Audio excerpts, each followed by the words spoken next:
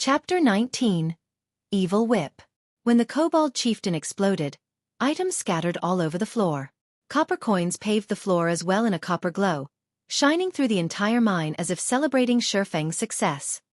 At the moment, Blackie sat paralyzed on the ground, cold sweat pervading his entire body. It was as if all of his strength was sapped out from his body. He could not care less about the drops on the ground. This battle was truly difficult. There was no time to even take a breath. Every minute and every second were a soul-shocking moment that stimulated the eyes. Every moment of the battle just toyed with Blackie's heart. He would not be able to take it at all if he did not have a strong heart. As for Feng, who could battle against the Kobold Chieftain head-on, what kind of heart did he possess? This is too great. We won, Brother Feng. You really are my idol. Blackie loudly shouted in extreme excitement. Seeing Feng's calm face, Blackie was filled with respect for him. Although Feng's former strength was quite good, surpassing many average players, he was still just an average professional player. Feng's skill had never been out of reach for Blackie. Feng had been previously quick to get excited. He would even get into an endless conflict over a piece of common equipment as if he was an unsheathed blade. However, the current Feng was hugely different than before. It was as if he became a different person. The present Feng was extremely calm and did things without hesitation. He gave off a certain serenity that resembled that of a dormant dragon. He did not do anything outstanding normally, yet when he did, it would shock the world. Blackie, wasn't your idol Gentle Snow? Feng slightly smiled as he said so. Of course Gentle Snow is my idol. However, you're awesome as well, Brother Feng. Usually, you keep quiet without revealing anything, but now that you've shown it, even such a powerful Kobold Chieftain was done in by you. Not even a true professional gamer could compare to you, so how could I not admire you? As they said, the shade is better under a large tree. Brother Feng, you should teach me how to play a Cursemancer. Even in my dreams, I've dreamt of becoming a professional gamer. In Blackie's eyes, Feng was just like a mountain of gold. He was glad for the choice he had previously made.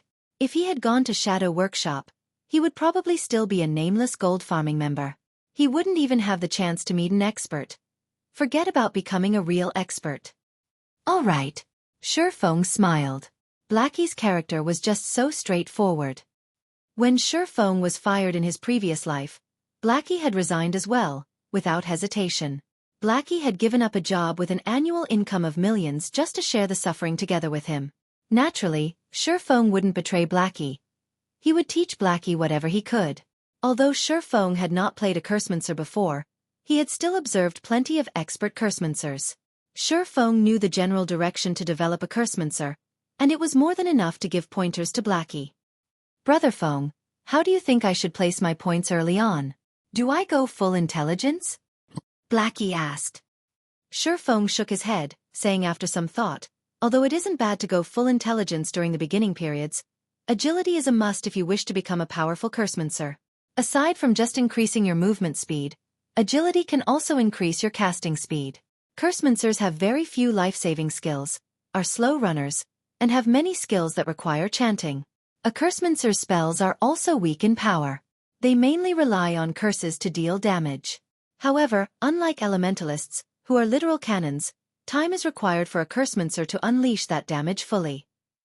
Hence, after adding intelligence up to 20 points, you should place half of your free ability points into agility. This will ensure your safety as well as allow you deal more damage. In Feng's previous life, there was an extremely powerful Cursemancer. That person had broken the traditional point allocation method of a Cursemancer by adding a large amount of agility.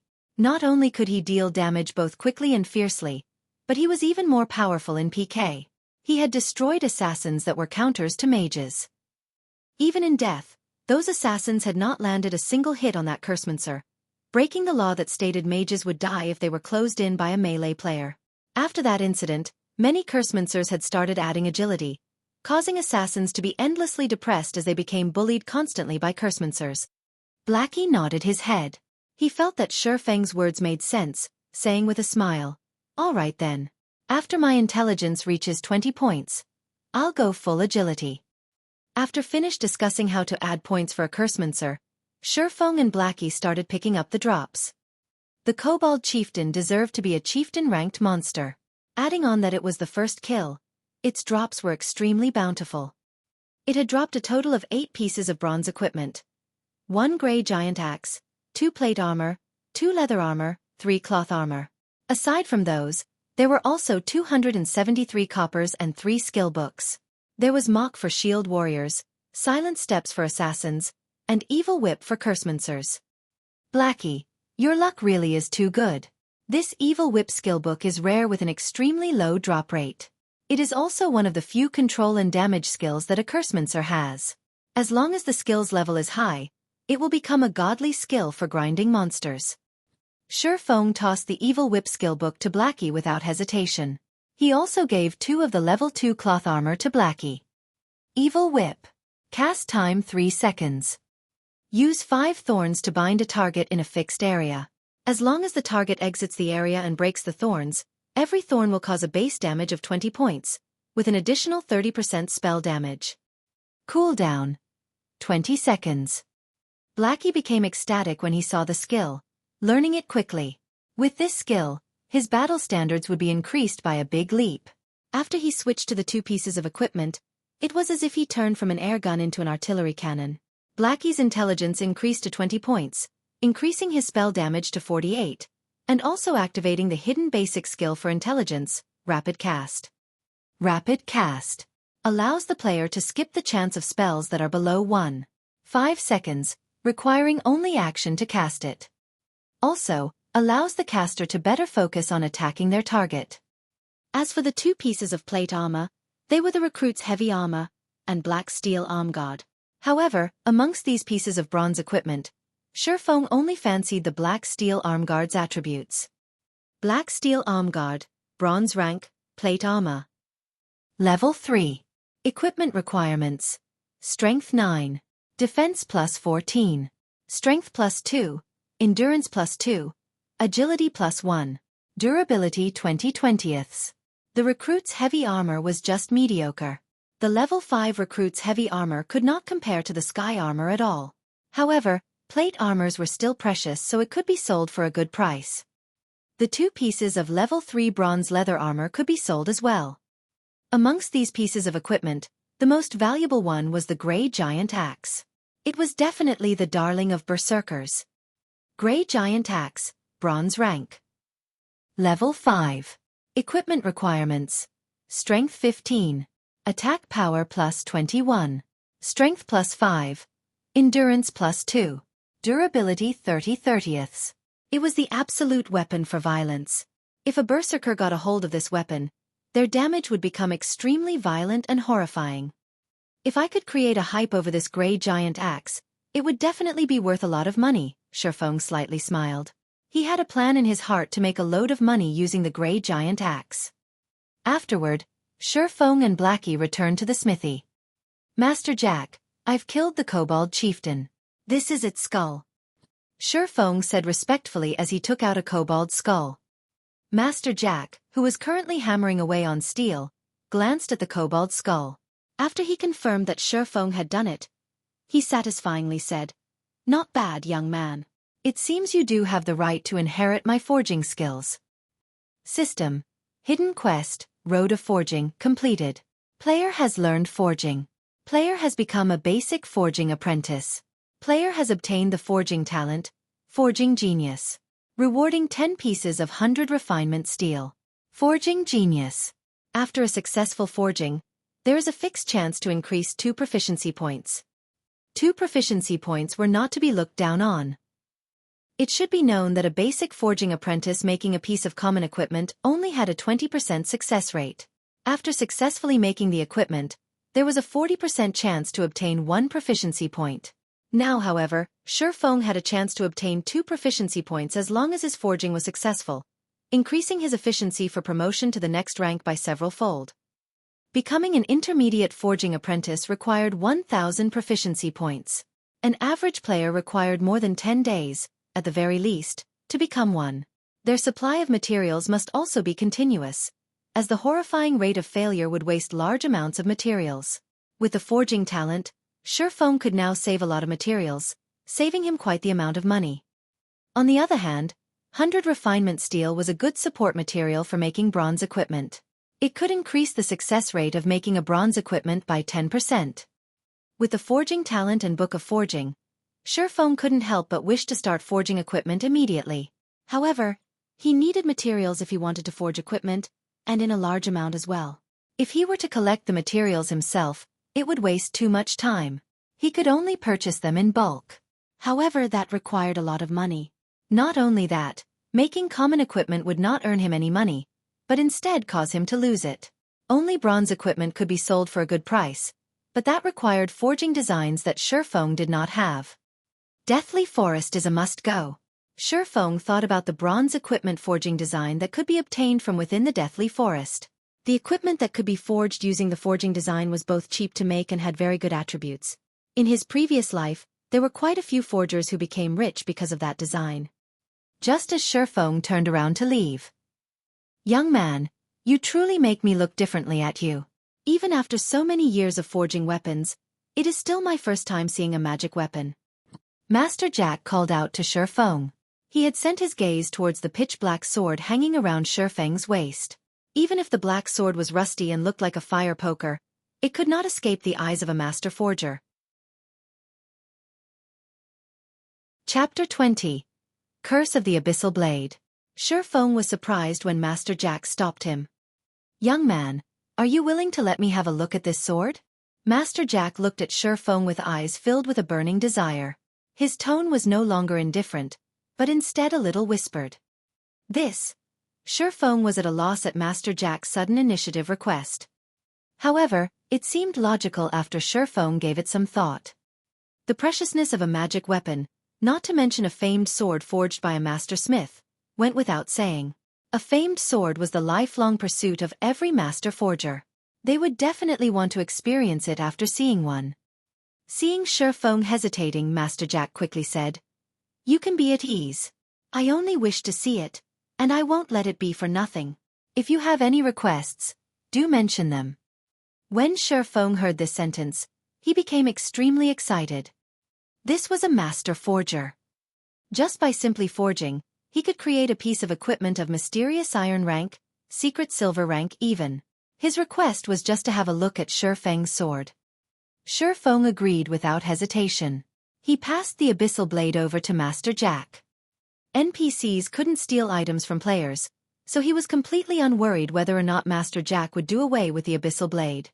He would allow Master Jack to look at it however he wished afterward. Feng would ask for a secret silver one-handed sword. By then, he would be able to fully display a swordsman's true strength.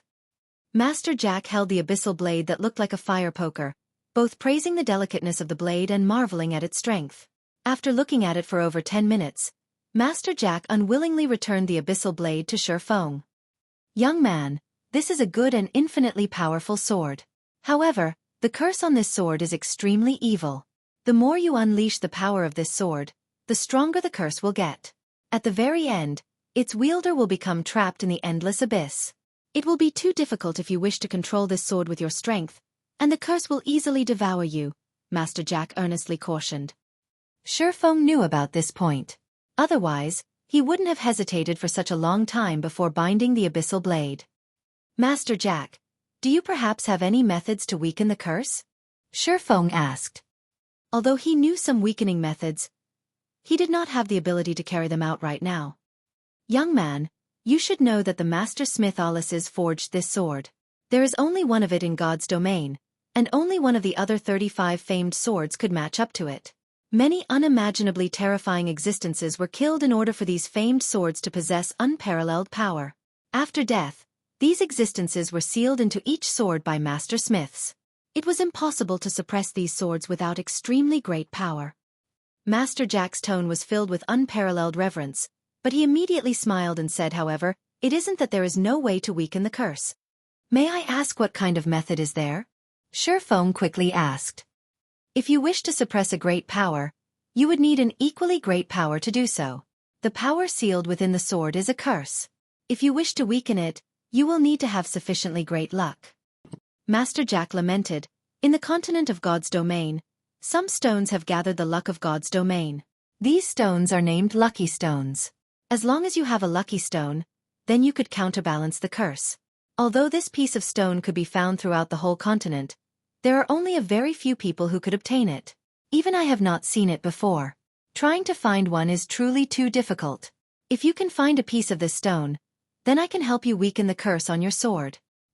Seeing Feng's slack expression, Master Jack shook his head in consolation, saying, "Young man, you have to know that the lucky stone is extremely rare. You shouldn't feel discouraged. It is normal not being able to find one. Only those who are blessed by God can obtain a lucky stone, and they are people that we cannot compare to." "Master Jack, is it this piece of stone?" Feng slightly smiled as he took out the dark green-colored star crystal. "Right, this is a lucky stone." Master Jack nodded his head after seeing the dark green-colored star crystal. However, he became stunned a moment later. He was looking at Feng as if he were looking at a monster. Feng shrugged his shoulders, indicating that it was nothing. Feng had been sluggish before because he found out that Master Jack was able to use the lucky stone to suppress the Abyssal Blade. It should be known that there was quite a few Master Forgers in the Star Moon Kingdom. However, the number of Master Forgers capable of using a lucky stone to suppress the curse of a magic weapon could be counted on a single hand. Feng had never thought that the Master Jack in front of him would be one of them. "Master Jack, can you weaken the curse now?"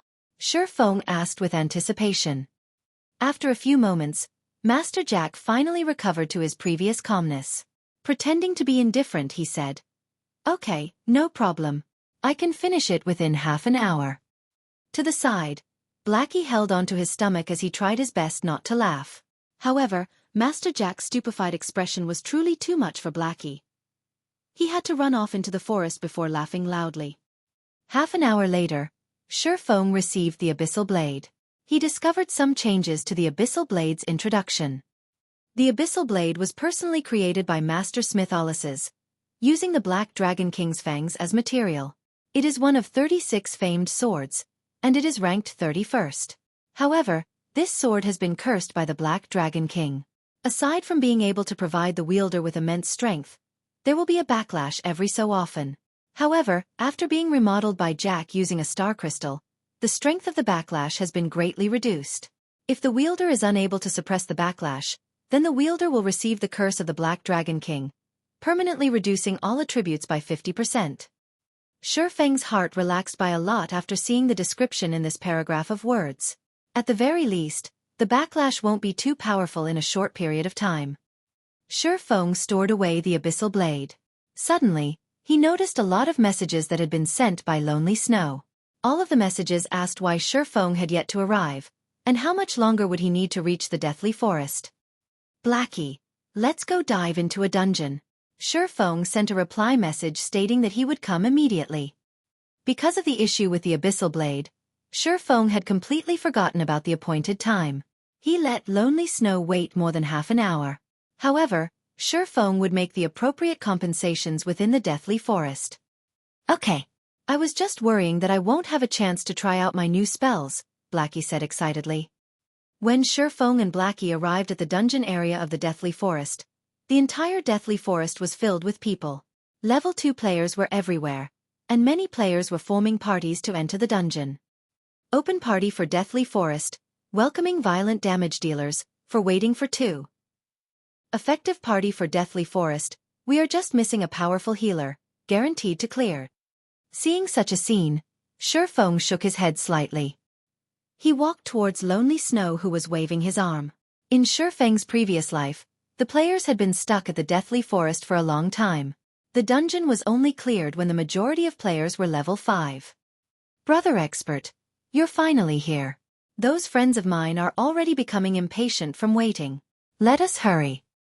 Lonely Snow was burning with anxiety when he saw Feng leisurely walking over. Afterward, Lonely Snow brought Feng and Blackie to the gathering point of the party. "Lonely, this is the expert you said? I thought he was a person with 3 heads and 6 arms, but it seems he's nothing more than this." The male cleric, Wordless Summer Night, saw Feng wearing novice equipment. There was also a fire poker that hung around his waist. It looked as if it was some trash weapon he had randomly picked up. When Wordless Summer Night saw this, he couldn't help but ridicule. "Brother Wordless, how could you say such things about Brother Expert? He is a dignified beta tester, so he definitely must have something extraordinary. Otherwise, how would he dare to take all equipment for swordsman and cursemancer? The shield warrior, battle to the end, stood to the side and sneered. The two of them had already felt displeasure for Feng. This was because Feng had wanted to take away all plate armor and mage equipment immediately after joining. Wouldn't they just be working away for nothing? If it were not for their boss wanting to have a look at Feng, they would have long since invited other players and dove into the dungeon. Now that they saw Feng in such poor equipment, they could criticize him and force him to leave. Lonely Snow wanted to retort as Feng was someone he had personally invited. However, Feng's equipment did not give Lonely Snow any chance to do so. He could only stare in silence. Alright, let's party up. A lot of people have already entered the deathly forest. If we don't dive in, we won't have a chance at competing for the first kill. As the party's leader, the handsome male ranger, waving slowly but surely interrupted as he said. Blackie wanted to argue back, but Feng stopped him. Feng thought nothing of the two people's ridicule. No matter what he said, he and Blackie had left them waiting for more than half an hour, so couldn't he just let them speak a few more sentences? Just as they finished partying up, the shield warrior furiously said, "Crap, this noob is just level 1. He's just here to swindle equipment." Boss, Deathly Forest is a level 2 dungeon. If we let a level 1 noob enter the dungeon, aren't we just waiting to get wiped? Wordless Summer Night looked towards the ranger, waving slowly, showing his displeasure. Lonely Snow was equally shocked when he saw Feng's level. It should be known that many players had already risen to level 2. How was it possible for a beta tester not to reach level 2? Boss waving slowly looked towards Feng. Before this, he still had some hope for Feng, but now it was all gone. He suddenly said in a cold tone, "Did you die once before this?" "No." Feng shook his head, honestly saying, "However, entering Deathly Forest at level 1 is enough. Then you can go now. We don't need such an expert like you here. We hope you can understand." Waving slowly coldly said. His brows slightly wrinkled. "Boss, this must be a misunderstanding. How about we try it out first?" Lonely Snow explained. "Try it out." Wordless Summer coldly laughed. "Then who will be responsible when we die? You should know that we still lose experience if we die in a dungeon. Although it is low, that is still 10%. Can this noob repay such a loss?" Wordless, "Don't make it hard for Lonely." Waving slowly repeatedly said. "Lonely, I know you are trying to cover for this swordsman, but I have to take responsibility for our party. I will only find veterans to enter the dungeon. I will not waste time partying up with a novice. You have 2 choices now. 1 is to follow us into the dungeon, 2 is to leave the party together with them." "I will leave the party." Feng did not want to embarrass Lonely Snow. He immediately left the party, turning to leave. Blackie, "We'll party up with other people and enter the dungeon." "All right." Blackie smiled with a hee-hee, leaving the party without a second thought. Humph. Humph. The expert's identity has been seen through. At least he has some self-awareness to leave after knowing he can't swindle equipment anymore. The shield warrior grinned and jeered. "Lonely, you really are gullible. Such a noob would trick only you. You need to learn properly from Boss waving slowly in the future." Lonely Snow's face turned livid after hearing this. However, he did not feel that he was mistaken. Feng was definitely an expert. Boss waving slowly, "Sorry for this." Lonely Snow chose to leave the party. He was prepared to join Feng in order to determine whether or not his judgment was correct. "You." Waving slowly was immediately stunned. He never thought Lonely Snow would be so decisive. It was simply a foolish decision. He would have long since chased Lonely Snow away if it wasn't because he had good techniques.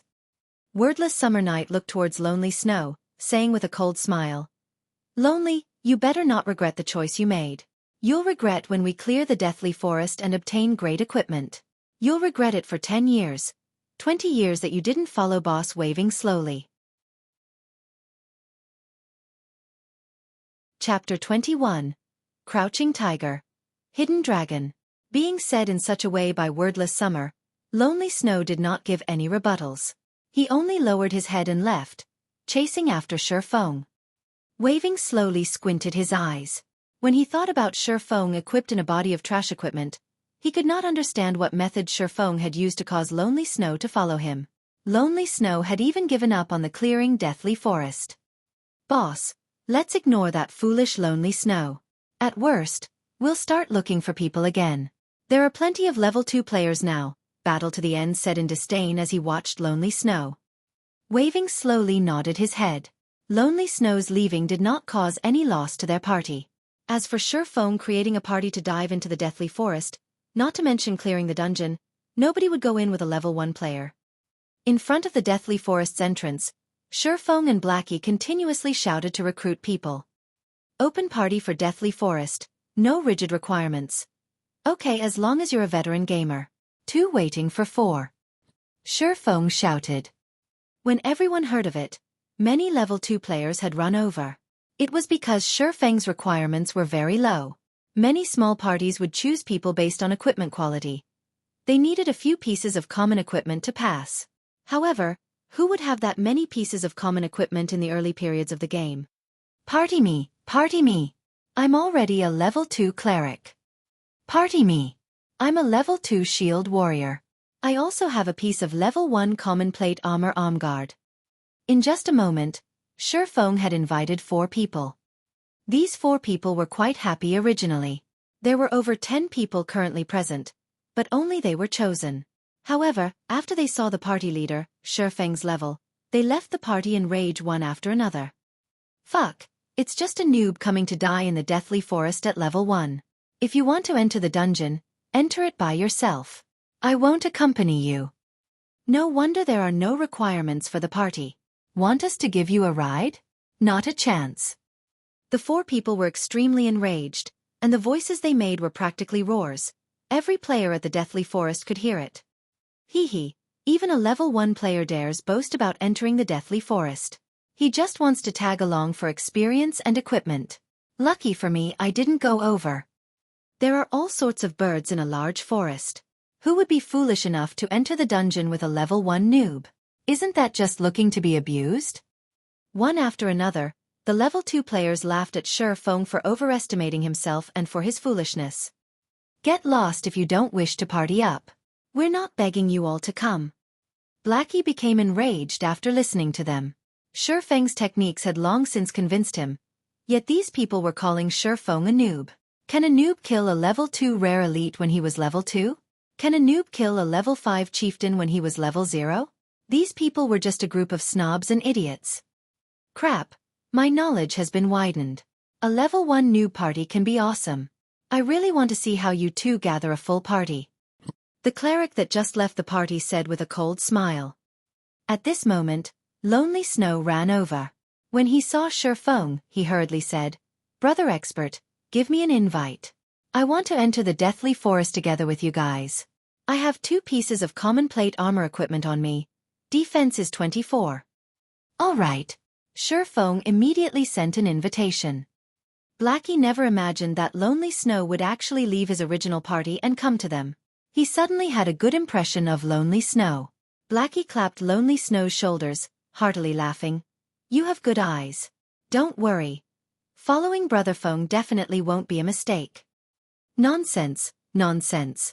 Lonely Snow was still slightly worried within his heart. The grinding spot Feng had simply pointed him to had allowed him to rise to level 2 quickly. However, Feng himself hadn't even reached level 2, and he was still wearing very poor equipment. Lonely Snow just couldn't understand how it could be so.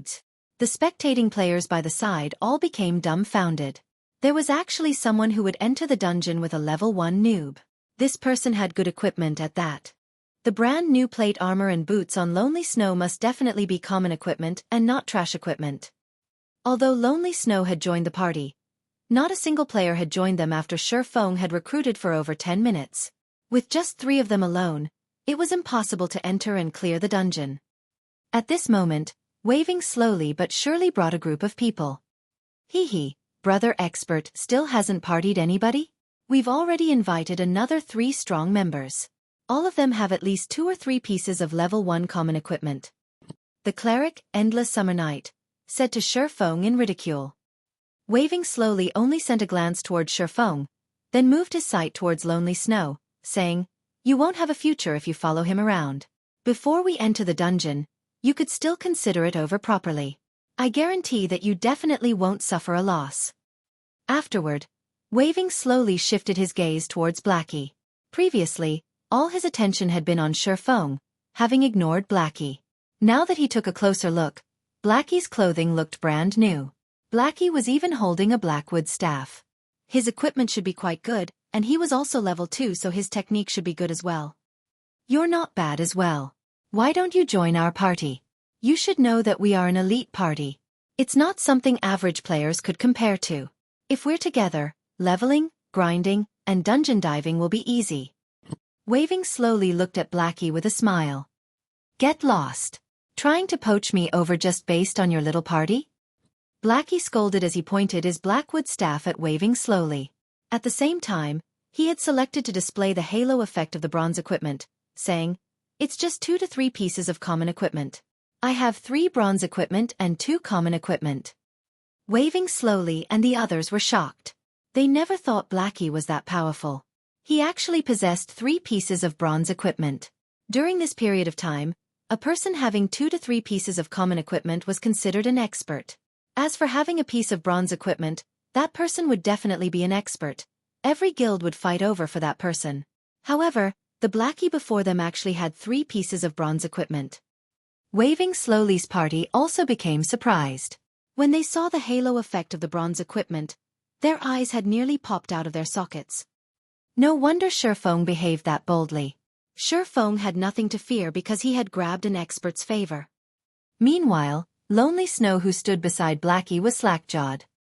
He looked at Blackie in disbelief. Lonely Snow had originally thought of Feng as a rarely seen expert. He had never imagined that Blackie was the true great expert. Fellow brother, if you party up with such a noob and enter the dungeon, it would also be a burden on you.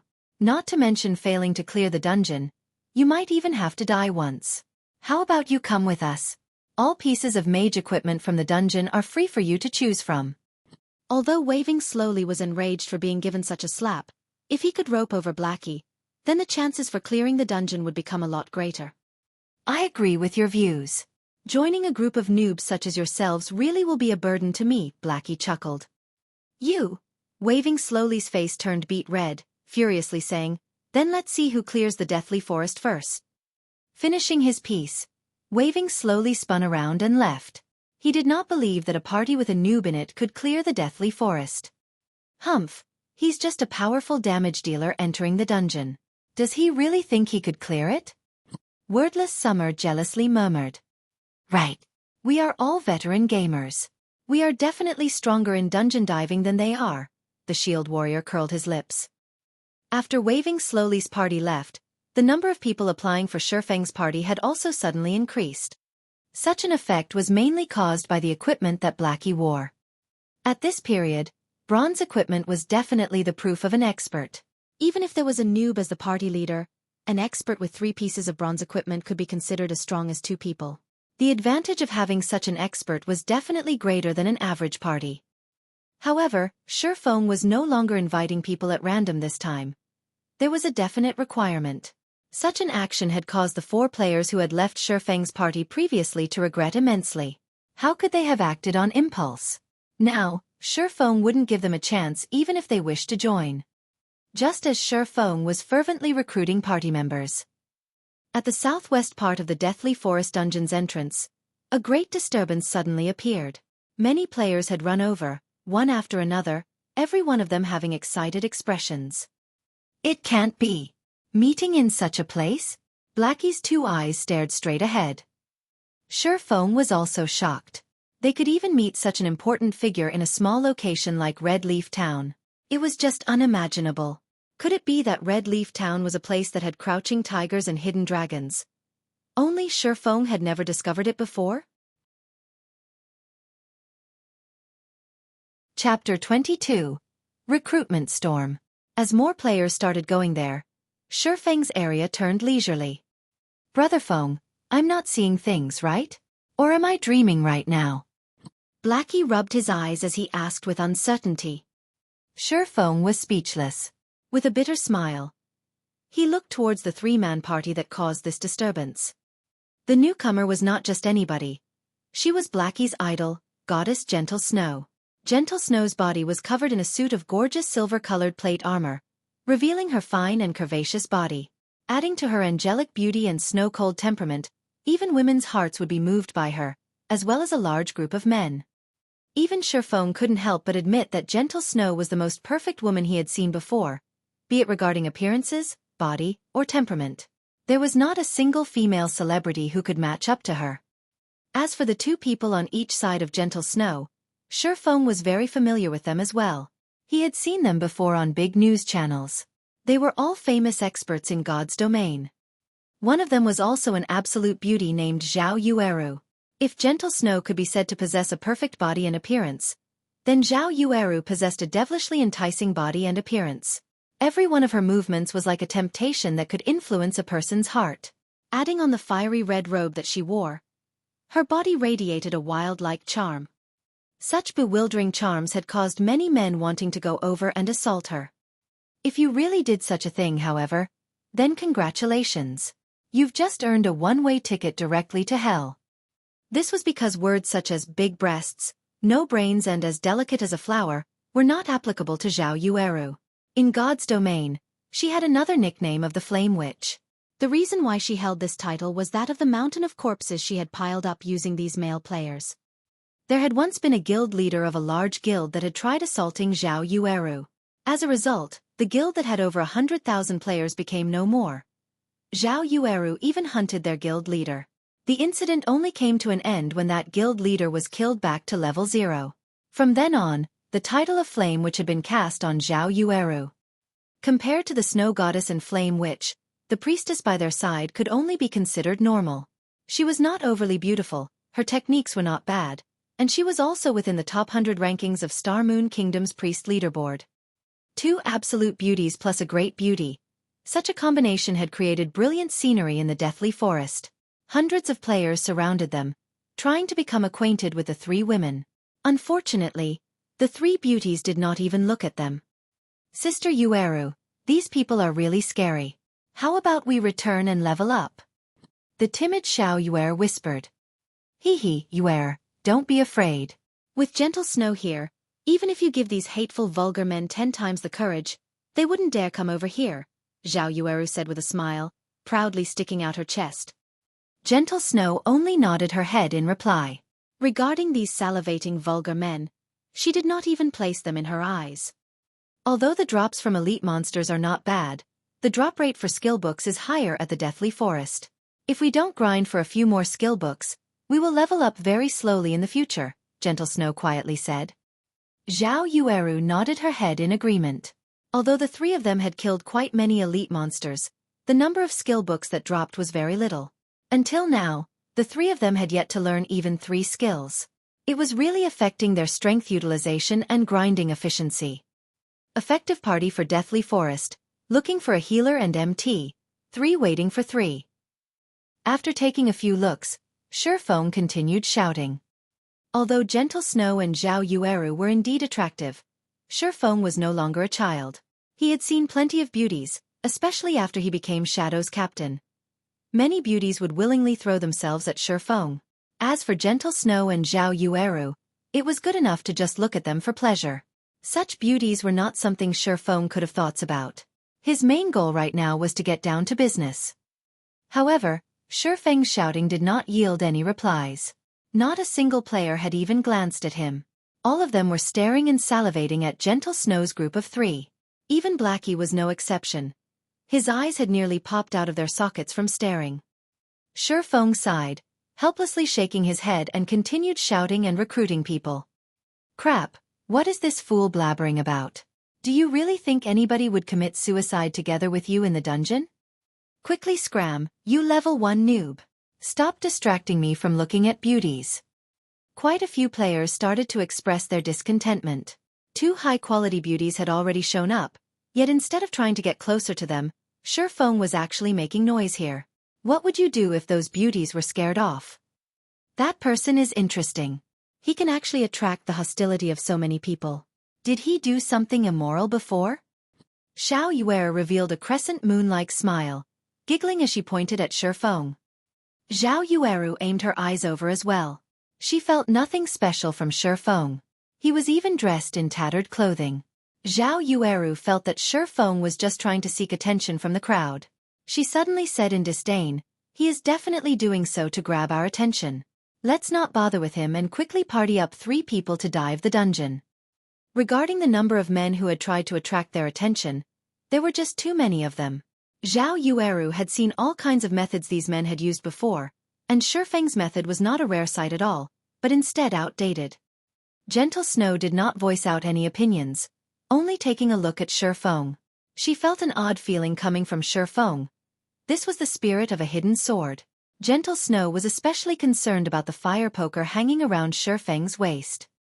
"Gentle Snow, what happened to you?" Zhao Yueru curiously looked at Gentle Snow.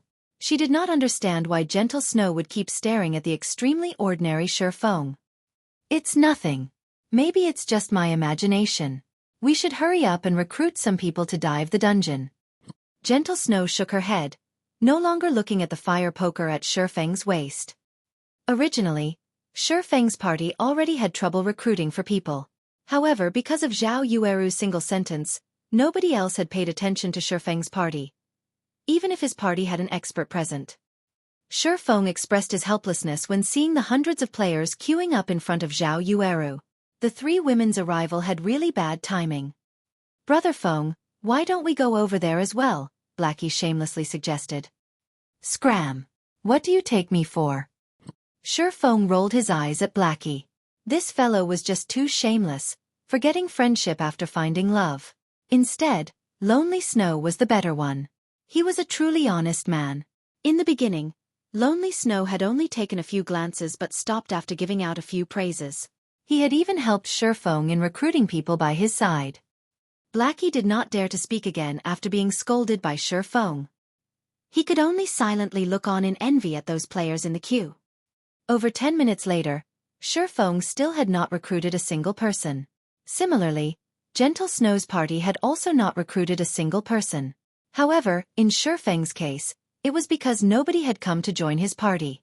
Whereas for Gentle Snow's party, it was because the players that wanted to join did not match up to their specifications.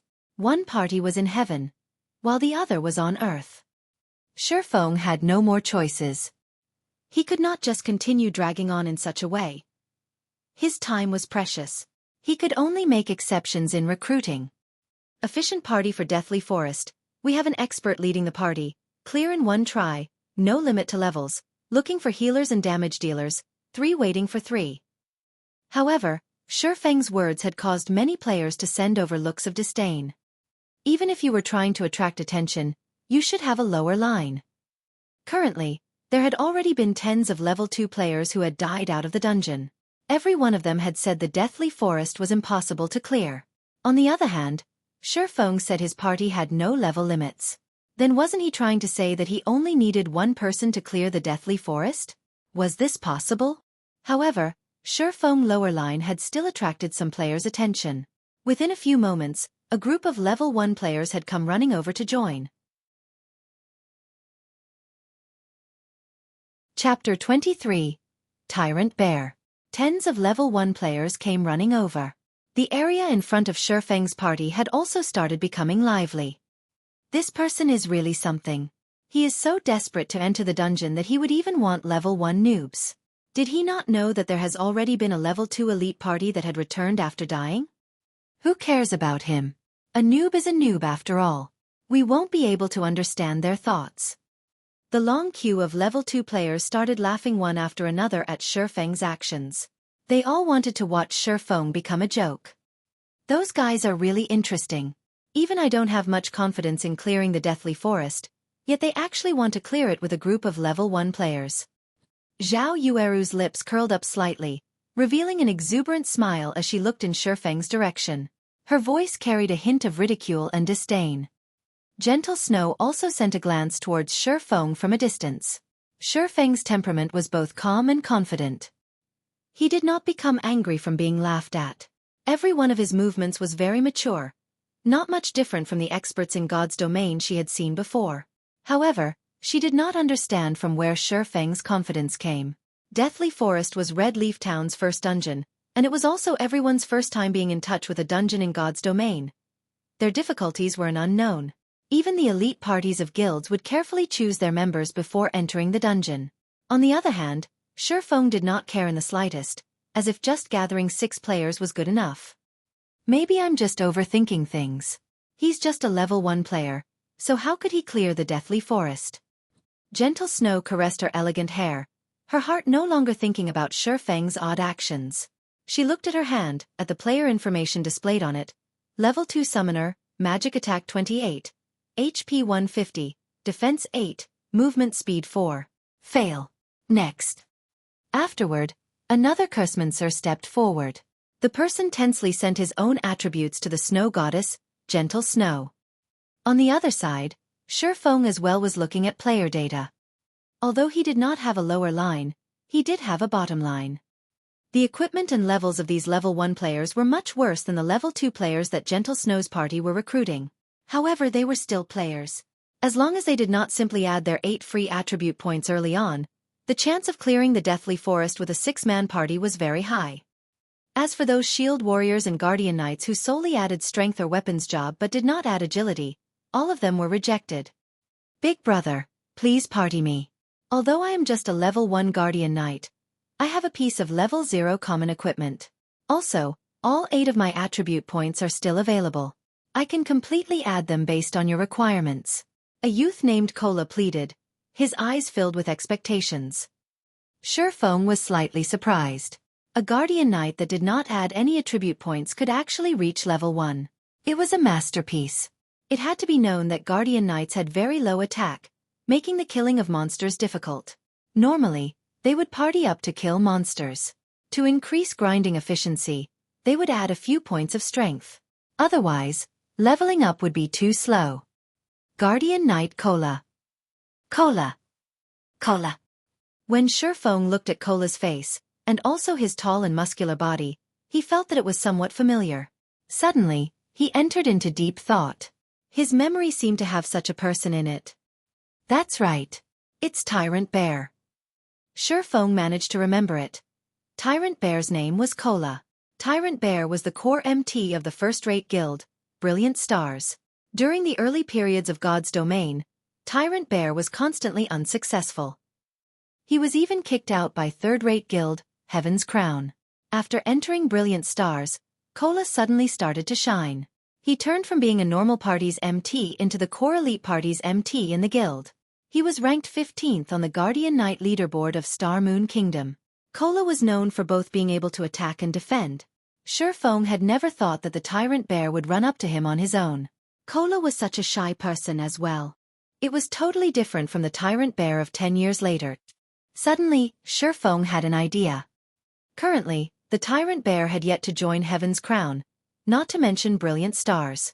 If Feng could poach Kola over and turn Kola into his own MT, then wouldn't dungeon diving in the future be a lot easier? Big brother, I guarantee that I will absolutely listen to your commands when inside the dungeon. Please consider it over. Kola's tone carried hints of begging.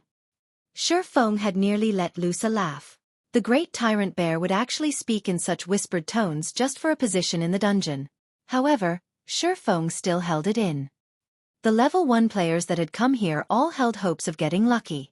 The other parties that entered the Deathly Forest with level 2 players were already no good. Not to mention level 1 players like them.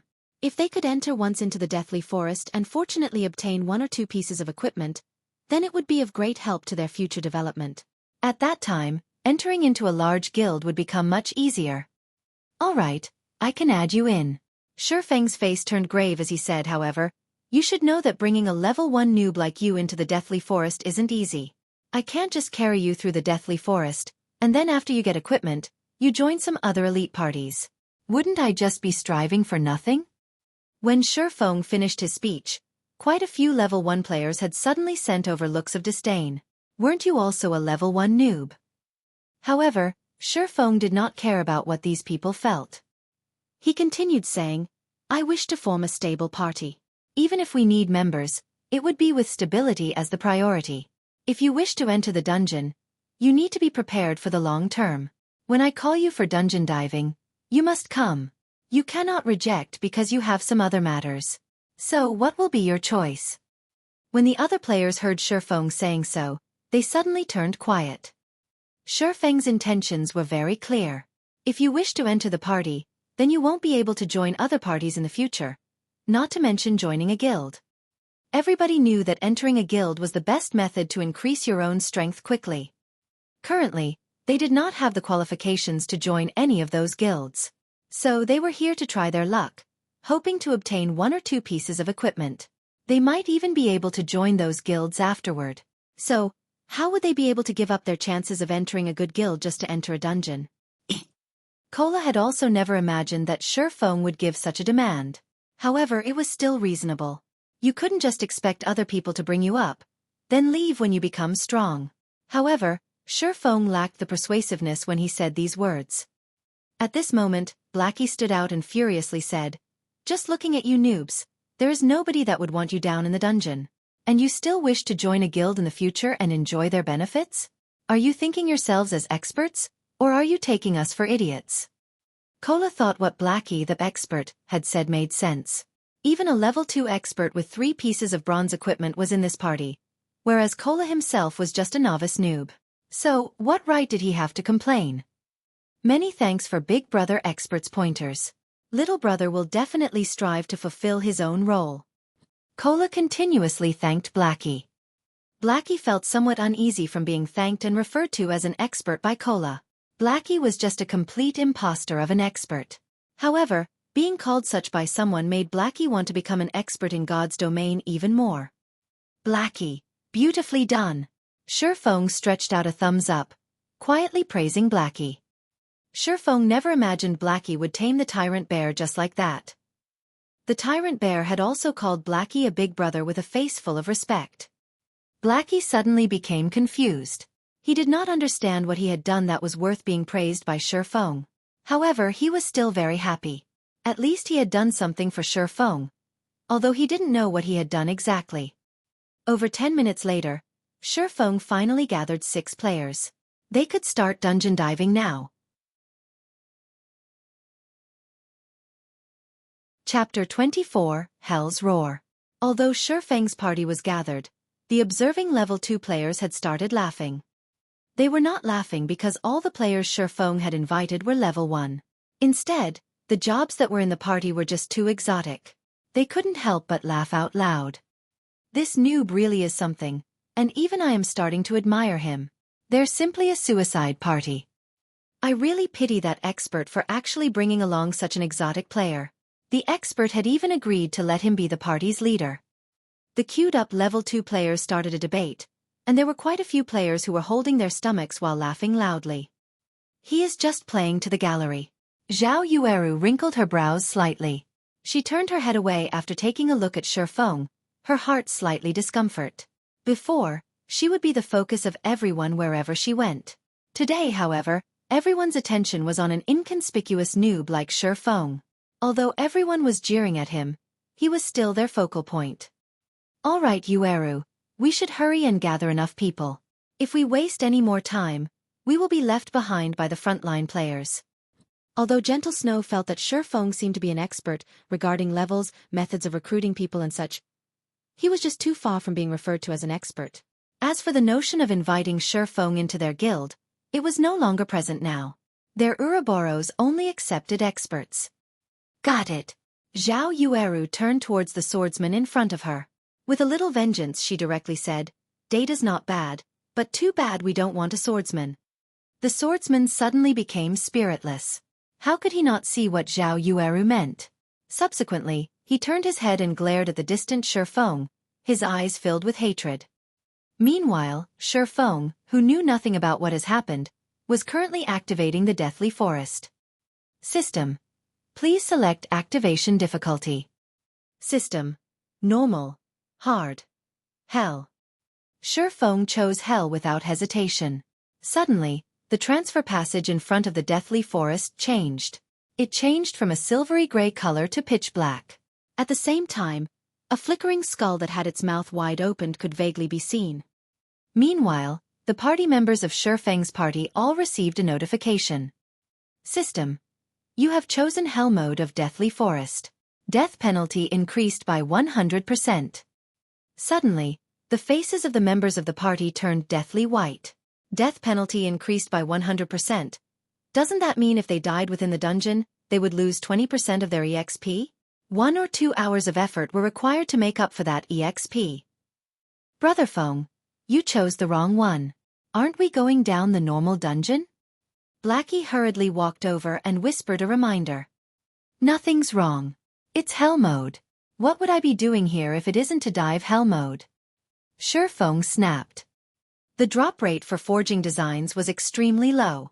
If it was normal mode, then Werewolf Felt's drop rate was only 1%. Hard mode had 5% and hell mode had 30%. Although normal mode could be cleared without limit every day, who would have so much time to do so? Meanwhile, hard mode could only be cleared 5 times a day, and the probability of the forging design to drop was also not great. As for hell mode, it could only be cleared once a day, but it was also the one that had the most hopes of dropping it. Feng.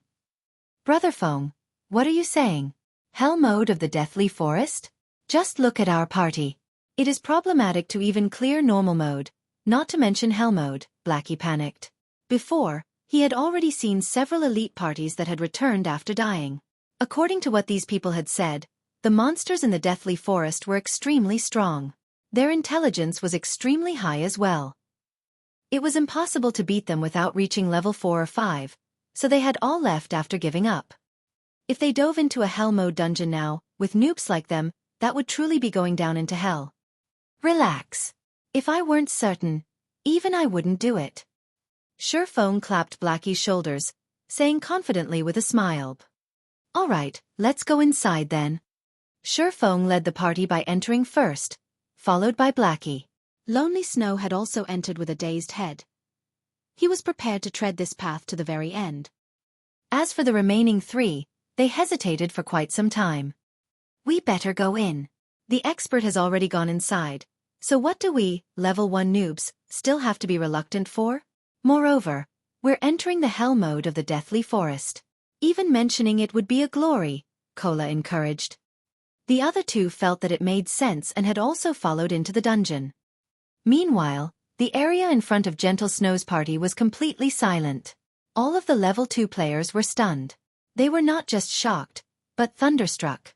A level 2 elite party couldn't even clear the normal mode, yet a party that mainly consisted of level 1 players had actually chosen the hell mode of the Deathly Forest. Snow, did I see wrong? That's hell mode, right? Zhao Yueru asked. Gentle Snow nodded her head. Her beautiful eyes kept staring at the flickering skull. Her expression turned extremely serious. That fellow must have abandoned himself to despair, entering hell mode after determining that he couldn't clear the normal mode. We'll see how they come out dead in a moment. Zhao Yueru laughed. We don't have that sort of time. Let's go, we've gathered enough people. Gentle Snow led the way towards the Deathly Forest dungeon. She selected normal mode for the difficulty of the dungeon. If there were no problems with normal mode, they would enter hard mode after. Within the dungeon of the Deathly Forest, there was a dark and gloomy forest. From time to time, there would be a chill wind blowing, causing a shiver down one's body. Aside from Feng himself, every member of his party was tightly packed around the dungeon's entrance. They did not move even an inch for fear of attracting any monsters that would wipe their party. Brother Feng, why do I keep feeling a cold wind blowing by my back? Blackie asked in worry. Blackie, you need to bring out some temperament of an expert, only then will you have the possibility to become one. It is just hell mode. Aside from the monsters here having a little bit intelligence, their battle methods being a little bit complicated, and their attack, defense and HP are a little bit higher, there isn't much else. Alright, there is also a little bit more monsters here. After some thought, Feng felt that he had nothing more to add. Suddenly, every member of the party sent looks of disdain towards Feng. When diving a dungeon, even a small difference in attack and HP could cause a team wipe. As for Feng, he had just simply explained. Moreover, what did he mean by just a little more intelligence? They had experienced before the battles with monsters in God's domain. Regarding those monsters with slightly higher intelligence, even with the same attack and HP, their strength would still be increased by 1 or 2 folds. Alright, stop minding these little matters. I'll be explaining the strategy for this dungeon in a moment, So you guys better listen carefully. If you don't follow through, then your lives will become forfeit. Feng waved his hands, ready to start explaining the strategy to conquer the dungeon. Suddenly, a strong wind blew from the dark and gloomy forest, causing the trees to sway madly. Ayo! Ayo! Ayo! After the howling wind came a furious roar that resounded throughout the entire deathly forest. Countless birds were scared, flying off into the sky. Blackie and the others were stunned by such an imposing aura. They were just youths around the age of 20. They had never experienced any great hardships, not to mention being tempered through life-or-death situations. It was their first time facing such a lung-piercing roar. Compared to hearing the traditional roar of a tiger in the forest, this roar was much more shocking to the human heart. This thing is what we should pay attention to, Feng calmly said at this moment. The largest difference between Hell mode and Hard mode was this roar. Although it did not have a specific name to it, the players in Feng's previous life had dubbed it as Hell's Roar. Chapter 25, Night Ranger. Feng's words confused the other members. Wasn't it just a roar? What was there to pay attention to? When Feng looked at everyone's contemptuous expressions, he couldn't help but gravely say, "Listen well you all. Hell's Roar is not as simple as what you think it is. In a moment, follow my demands while advancing. If anyone makes a mistake, don't blame me for immediately kicking you out of the party." Being lectured by Feng in such a way, the other members all became serious. Nobody wished to leave the party. In a moment, Cola and I will walk in front. Lonely Snow, you walk in the middle and protect the Oracle. Blackie, you and the Summoner will walk at the back. Remember, you must not break formation regardless of any activities. Without my command, nobody is allowed to be the first to attack. Do you all understand? Feng explained the basics of formations once to the party. The reason Feng had allowed the Guardian Knight, Cola, to walk in front was that he let Cola add all of his free ability points into endurance. His HP now reached 310 points. With this much HP, Cola could resist a little longer, sharing some of Feng's burden. The dungeons in God's domain were unlike the dungeons in other virtual reality games. The degree of freedom within the dungeon was high, and the dungeons themselves were very large. There were even quite a few player parties who had wandered around in the dungeon for hours without even meeting a single boss. Although the deathly forest was not as large, it was still possible to become lost within the dark and gloomy forest. If someone were to become lost, Feng only wished to say hee hee. The scary part of the deathly forest was that players could become lost once they entered the forest.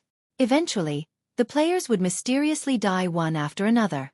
In Feng's previous life, there were countless players who had entered the forest and died over and over again in such a way without even meeting the shadow of a monster. If they had good luck and met a monster, then the result was a party wipe. Only after many experts of guilds had done it, did everyone finally understand the dreadfulness of the deathly forest. They had acknowledged that it was a terrifying dungeon that was impossible to clear without reaching level 5.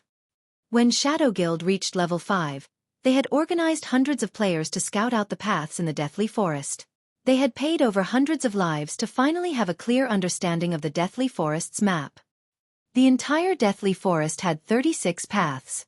However, only 3 of them led to the first boss, Willy. These 3 paths were paved with the lives of many players. 2 of these 3 paths were extremely dangerous. Without sufficient strength, death would be the only result. There was only one path that had very few monsters. Under Feng's lead, everyone walked into the forest. The moment they entered the forest, everyone discovered that there were too many pathways through the forest. They did not know which one was the right path. However, Feng had chosen one without hesitation. Everyone else closely followed him while being cautious of their surroundings. After walking for about 5 minutes, they met their first monster. Suddenly, everybody started to become tense. Don't act on impulse. Listen to my commands. Feng loudly shouted. In front of them was only a level 2 elite monster, a night rabbit. However, due to the dungeon's strengthening, its attack, defense, and HP were all greatly increased. Its HP was a whopping 700 points. Cola, you lure the monster over. Oracle, pay attention to healing. Everyone else, don't start the attack without my command. Feng quickly gave out orders. The Guardian Knight. Cola gulped down a mouthful of saliva. He carefully walked towards the Night Rabbit's attack range. Everyone else was nervous to the extreme.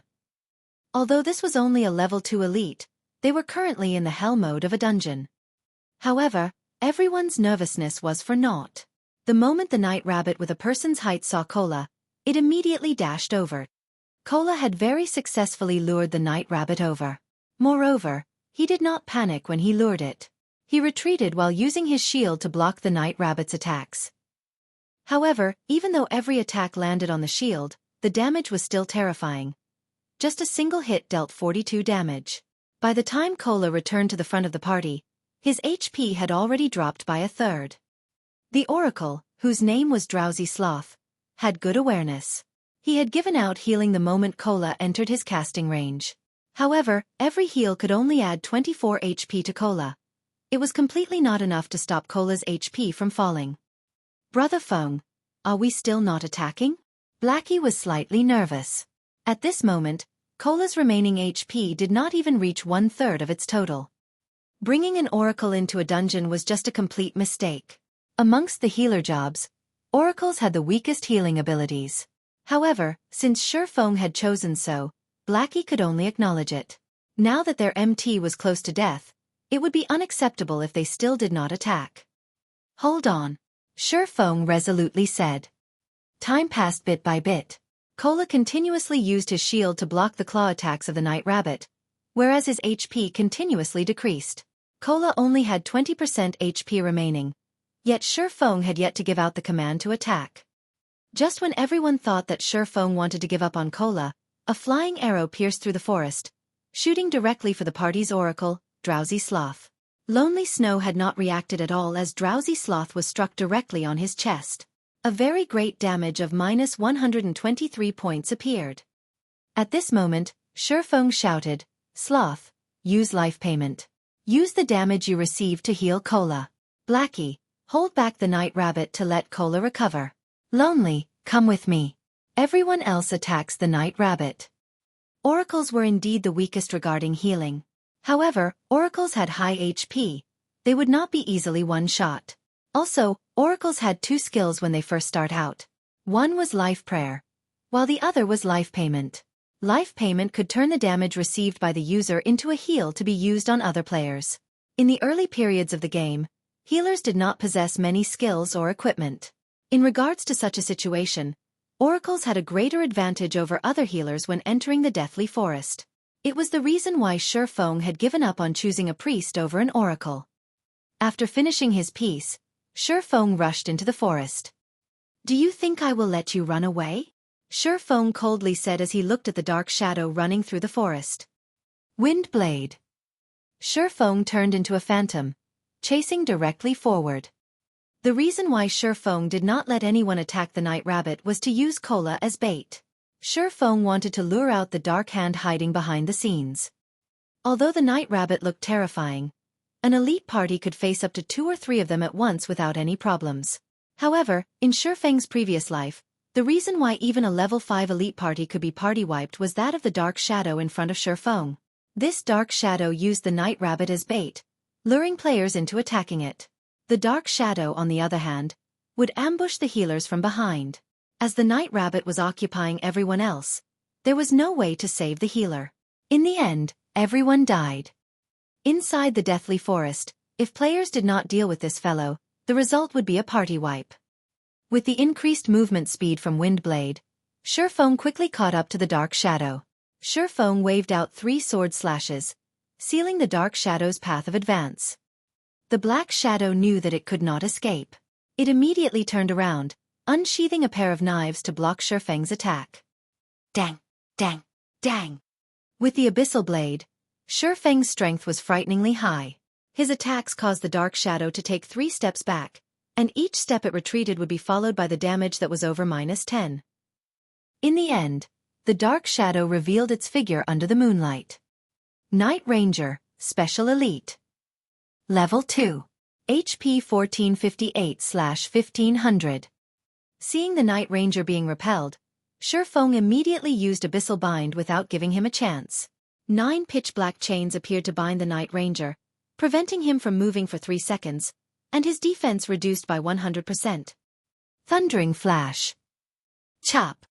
Damages of -81, -98, -119, -124 appeared. When the two skills landed, a frightening amount of damage appeared, taking away a quarter of the Night Ranger's HP. No matter how capable the Night Ranger was, it could not break free from the binding of the 9 chains. He could only silently take a beating for 3 whole seconds. Feng was unrestrained as he sent out sword slash after sword slash, piercing through the vital point on the Night Ranger's chest. By the time the Night Ranger broke free from the bindings, his remaining HP did not exceed 700 points. Wretched human! The Night Ranger was enraged. He brandished his twin blades like a gale, engulfing Feng. At this moment, Lonely Snow finally caught up. A charge from him had caused the Night Ranger to enter a fainted state, at the same time breaking the Night Ranger's gale-like blade. Feng took the chance to slash at the Night Ranger's neck. Lonely Snow also brandished his large axe at the Night Ranger. By the time the Night Ranger had awoken, he only had a remnant of his HP left. The Night Ranger abruptly hacked his twin blades towards Lonely Snow, sending him flying backward and dealing 64 damage. The Night Ranger turned his head to stare at Feng, once more brandishing his twin blades and slashing horizontally towards Feng's neck. Dang! Feng used parry with his sword. Without giving the Night Ranger any chances to retaliate, Feng lifted up the Ranger and tossed him back. Then, Feng followed up with a couple of sword strikes, finishing off the Night Ranger. Feng conveniently picked up the 2 items that dropped, then immediately ran towards Cola's location to provide help. Laying by the side, Lonely Snow became dumbfounded after seeing Feng's agile skills.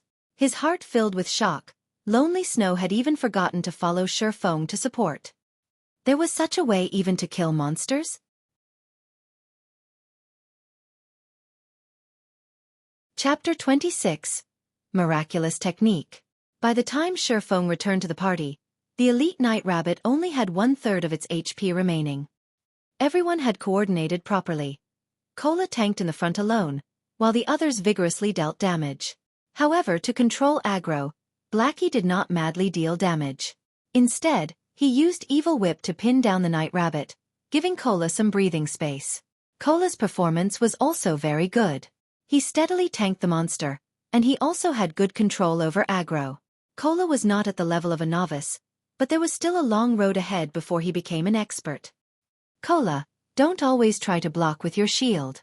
It isn't a must to block an attack like the other virtual reality games. You can also dodge to avoid an attack. That way you could reduce the stress on the healer. For everyone else, focus your attacks on the target. Don't just randomly attack. Aim your attacks at the wild rabbit's claws or other weak points. That way, you can reduce a lot of burden on the MT. Feng did not directly go up to help Cola, but instead, he taught everyone how to battle against monsters. If everyone battled while regarding God's Domain as a traditional game, the results would be disastrous. This was because the healing given out was usually far from being able to keep up with the damage received. Some parties would bring an extra healer. However, this would result in the damage being insufficient. The result was still a party wipe. Players only slowly got used to the combat style in God's Domain several months after the game opened. The players then would no longer be as cute and simple as they were now. Feng wanted to cultivate everyone to build a foundation for his future workshop. So naturally, he needed to let these people learn the combat styles of God's Domain earlier. Everyone thought Feng was also a noob, so they held slight dissatisfaction within their hearts. The expert did not say anything, so why was a noob like him giving out commands? However, Feng's words made sense, so they still consciously did as Feng said. Cola had also started to change his battle style. He was no longer using his shield to block the attacks rigidly. Instead, he retreated a step back when the wild rabbit launched its attack, taking the chance to avoid it. Although Cola still needed to use his shield to block most of the time, it had still greatly reduced the burden on the healer. Such a change allowed killing the Night Rabbit to become even easier. The few level 1 noobs were also slightly surprised. There was some change in their opinions towards Feng. Feng was not as unbearable as they had imagined him to be. Feng only smiled at this situation. He did not mind their thoughts at all. Feng only felt that Kola was quite good after seeing his performance. Although Kola was a first-rate expert 10 years later, he currently was still far from that point. If it were an expert MT, they would not retreat, but choose to dodge the attack without even moving. Such a decision was because if the MT moved, the monster would move as well. This situation would cause trouble for long-ranged damage dealers, which would result in the loss of a lot of damage. However, such a technique required a bounty of experience in battle and a body with dexterous reactions. Kola still needed a lot of training. The elite Night Rabbit fell within a moment. It dropped a skill book for Berserkers, Whirlwind Slash. It also dropped 3 coppers. Everyone could not help but be amazed by the drop rate of Hell Mode. A skill book dropped just after they killed an elite monster. If they killed over 10 elite monsters, then wouldn't they be able to obtain over 10 skill books? It should be known that skill books were extremely rare, and even a common skill could sell for 1 silver. Feng naturally knew of their thoughts. However, not even Hell Mode had that high of a drop rate. It was only 3 to 4 times that of Hard Mode. Afterward, Feng passed Whirlwind Slash to the stupefied Lonely Snow. Then he passed a level 1 bronze defensive plate armor to Kola. The Night Ranger dropped the armor. With these items, the party's strength slightly increased. Kola's mouth could not close after receiving the defensive plate armor. He hurriedly thanked Feng for it. With this bronze plate armor, not only had Kola's defense increased by 14 points, but his HP had also become 350 points. Aside from Feng and Blackie, everyone else on the scene was filled with envy. Bronze equipment was the identification of an expert. Outside the dungeon, it was impossible to obtain a piece of bronze equipment, even if you begged for it. And this piece of equipment was obtained by Feng alone.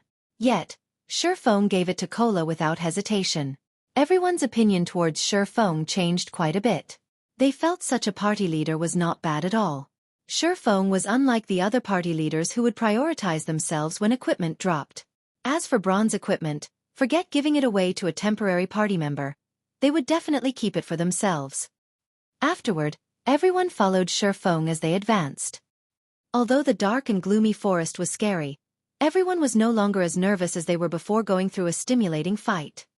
From time to time, 1 or 2 patrolling elite night rabbits would appear in front of them, and they would also respond to it quickly. When there were 2 night rabbits, Kola would tank one of them, while Feng and Lonely Snow would rush over and kill the other. As for the ranged players, they would prioritize attacking the night rabbit in front of Feng. The night rabbit's 700 HP would be gone quickly under the fierce bombardment. Afterward, the party supported Kola and finished off the other night rabbit. Within moments, 2 night rabbits were no more. With this process, a skill book, Restore, meant for healers also dropped. The skill had a 2-second cast time. When learned by oracles, the skill could instantly restore 37 HP. It was far better than Life Prayer. It did not share the same cooldown as Life Prayer, so the two could be used in coordination to negate the damage caused by the elite night rabbits completely. Drowsy Sloth continuously thanked Feng and the other party members for letting him learn the skill book. Restore was an extremely important skill for conquering dungeons. If it were to be sold outside, it could go for at least 2 or 3 silver coins. Don't mind it. Skill books are meant to be used. Let's continue onward. Feng smiled as he answered. Aside from AoE attack skill books, healer class skill books were the most expensive and rare. However, the Deathly Forest was a dungeon meant to let players build up their foundation in God's domain. In Hell Mode, the drop rate for basic healing skills was very high.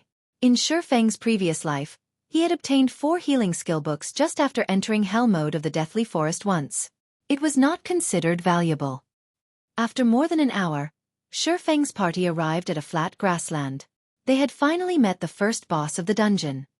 Willy, Chieftain rank. Level 3. HP 6000. Willy was a ferocious night rabbit. Its height was as tall as 2 people, and sharp steel claws decorated its paws. These claws loved creating a feast of fresh blood, and those caught by it would be ripped to shreds, turned into a river of blood. It was unknown how many players had died a gruesome death under these claws. A short distance away from Willy, there were 7 elite night rabbits on guard. These 7 rabbits were very close to each other. As long as one of them was attacked, the other wild rabbits would rush over as well. There was also a great possibility of attracting the boss. Even if it were Feng, he would not be able to face off against 7 night rabbits, not to mention including a boss. However, if they did not finish off the 7 night rabbits, there was no way for them to attack the boss. Brother Feng, what should we do now? This place has too many night rabbits. The game isn't giving us any chances. Blackie was very anxious. Although the boss was in front of them, the system had dealt them such a hand. This difficulty was just too great. No wonder it was a hell mode dungeon. It was impossible to pass through without absolute strength. The system setting also angered everyone. Who could fend off 7 elite night rabbits? Even a level 5 guardian knight would not be able to do it. You all wait for me behind that rock. Cola, get ready to receive the monster. Everyone else is not allowed to attack without my command. Feng pointed towards a large rock nearby. Feng naturally knew that there were 7 elite night rabbits here. Everyone abided by Feng's command without question. All the monsters they had killed on the way here relied on Feng's commands for success. They killed quite a lot of night rabbits, and everyone had obtained 1 or 2 pieces of bronze equipment. Blackie even had 5 pieces of bronze equipment. Their party's strength has definitely surpassed the other elite parties. The credit for such an achievement belonged to Feng's commands. As for Feng, he had run to a location that was 40 yards away from the 7 night rabbits. He quietly hid within the bushes, observing the night rabbits' every movement. Everyone understood that Feng was trying to lure monsters. However, the 7 night rabbits were too close to each other. Feng was a swordsman. He did not possess any long-ranged attacking capabilities, so how could he lure monsters? Time passed bit by bit. Everyone was extremely anxious. If Feng accidentally failed, then it would be a party wipe. However, Feng was calm. He moved not an inch as he watched the faraway night rabbits. At this moment, a cool breeze blew past. A dead leaf on the trees was sent flying over. Seeing the dead leaf hovering down towards the night rabbit, Feng picked up a small stone beside him. Gently, he tossed the stone over. The direction the stone flew to was towards the night rabbit closest to the boss. We're finished. Everyone understood what kind of outcome this would be. It would definitely be a combination of 1 boss and 7 night rabbits rushing towards them, turning them into blood sacrifices. The moment the stone was about to hit the night rabbit, the dead leaf just happened to have blocked between the stone and the night rabbit. The stone struck the dead leaf, smashing it onto the night rabbit. The night rabbit abruptly turned to look at its surroundings, only discovering a leaf. However, how could a leaf hitting it be so painful? Subsequently, the night rabbit left its unit to observe the surroundings.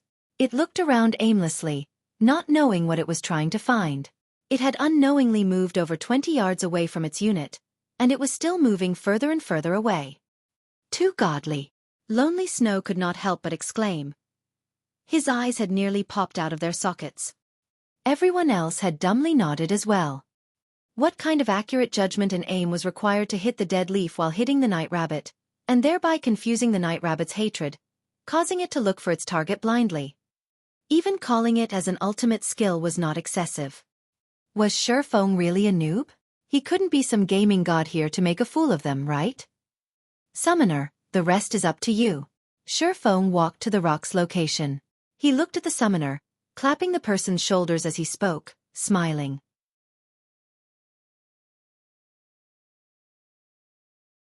Chapter 27. Feng's Improved Party. Hearing Feng's comment, the summoner, Gluttonous Mouse suddenly panicked. He did not understand what Feng wanted him to do. If he had performed badly and was kicked from the party as a result, he would regret it until he died. It was hard to find a good party during this time, not to mention a party with an expert leading it. It was impossible to join such a party, even if you begged. Relax. I won't let you do anything dangerous. You just have to summon out a flame sprite and follow my instructions. You don't have to do anything else, Feng said with a smile, trying to ease the nerves of Gluttonous Mouse a little. Currently, summoners were not strong, mainly due to the incapability of their skills. A summoner's method of attack mainly relied on their summoned creatures, whereas their normal attack was the low-damage magic bullet. However, A summoner with awesome skills could become a one-man army. It was especially true for summoners who could call out powerful elemental creatures. They could kill elite monsters as if they were just playing around. Party leader, rest assured, I'll definitely do it. Gluttonous Mouse loudly said, his tone filled with respect. He was like a student who had met his teacher. Everyone else, distance yourselves from that rock. 20 yards away from it would be the best. Pay attention not to lure the other monsters. Feng turned around and said to the other party members. Yes, party leader. The other party members loudly replied. Their current attitudes were completely different from before. Feng was slightly shocked by everyone's performance. Why was each and every one of them so obedient all of a sudden? However, Feng did not know that the single stone he threw just now had completely shocked every one of them. They were filled with admiration towards Feng's stone-throwing technique. Such skill and accuracy were definitely not something a normal person could do. Professional players might not even be able to do so. Worshipping the strong was a common sight within a game. These level 1 noobs were no exception. At this moment, the gaze everyone used to look at Feng was completely different. Before, they merely felt that Feng was a good commander. Now, however, Feng was a strong person they worshipped. They had faintly grown a sense of reverence for Feng. Standing to the side, Blackie clapped Lonely Snow's shoulders, proudly saying, how is it? Following Brother Feng isn't bad, right? Lonely Snow silently nodded his head, rejoicing for the decision he made to follow after Feng. Feng was definitely a beta tester expert. Without sufficient experience and practice, such techniques were impossible to accomplish. Only a beta tester could possibly do it.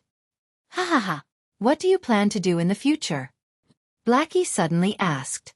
He started to hatch ideas towards Lonely Snow. Blackie wanted to poach Lonely Snow for their workshop, even though the workshop was still non-existent. There was a 100% chance for Cola to join them, but Lonely Snow still did not have any plans to move in such a direction. The future. Lonely Snow had never considered it before. He was but an average player. He did not have any big ambitions, only wanting to earn some cash from playing games. He said honestly, I have never considered it before. I see that your techniques are quite good. Why don't you join us for now? Blackie nonchalantly asked. Really? Lonely Snow had anxiety about his future after Blackie's question. He did not know where he wanted to go. If he could party with an expert, then it could not get any better. Of course. However, we still need to look at your future performance. We don't just simply accept people, Blackie proudly said, pretending to be an expert. Thank you, Brother Black. Lonely Snow happily responded. He never imagined his luck would be so great as to be noticed by an expert. Seeing Lonely Snow agree, Blackie released a sigh of relief. Currently, Blackie was just a fox pretending to be a tiger. He couldn't help out Feng much in God's domain, but he could still help out in regards to administration. There wasn't even a shadow of their workshop as of this moment. There was also the debt of 16,000 credits. The workshop's members consisted of only Feng and himself. It was definitely the poorest workshop in history. If this was found out by the others, they would definitely turn around and leave. Now, Blackie could only fake being an expert to lure people to join their workshop. At this moment, Feng was currently explaining the contents of the operation to the summoner. The operation was to let Gluttonous Mouse lure the remaining 6 night rabbits by controlling his flame sprite. Because the night rabbit that was closest to the boss was no more, luring the other night rabbits would not attract the boss. They could lure the monsters with ease. The flame sprite was extremely weak. Its HP was only a pitiful 15 points, and it would die in a single hit. However, its movement speed was extremely quick. Adding to its very small size, trying to hit it would be a difficult task. Start the operation. Mouse, remember to maintain a distance of 4 yards or above while circling around the rock, Feng reminded once more. Gluttonous Mouse nodded his head. Carefully, he controlled the flame sprite to lure the 6 night rabbits.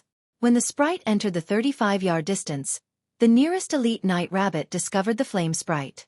Suddenly, it turned its body around and rushed towards the flame sprite. The other night rabbits also came rushing along.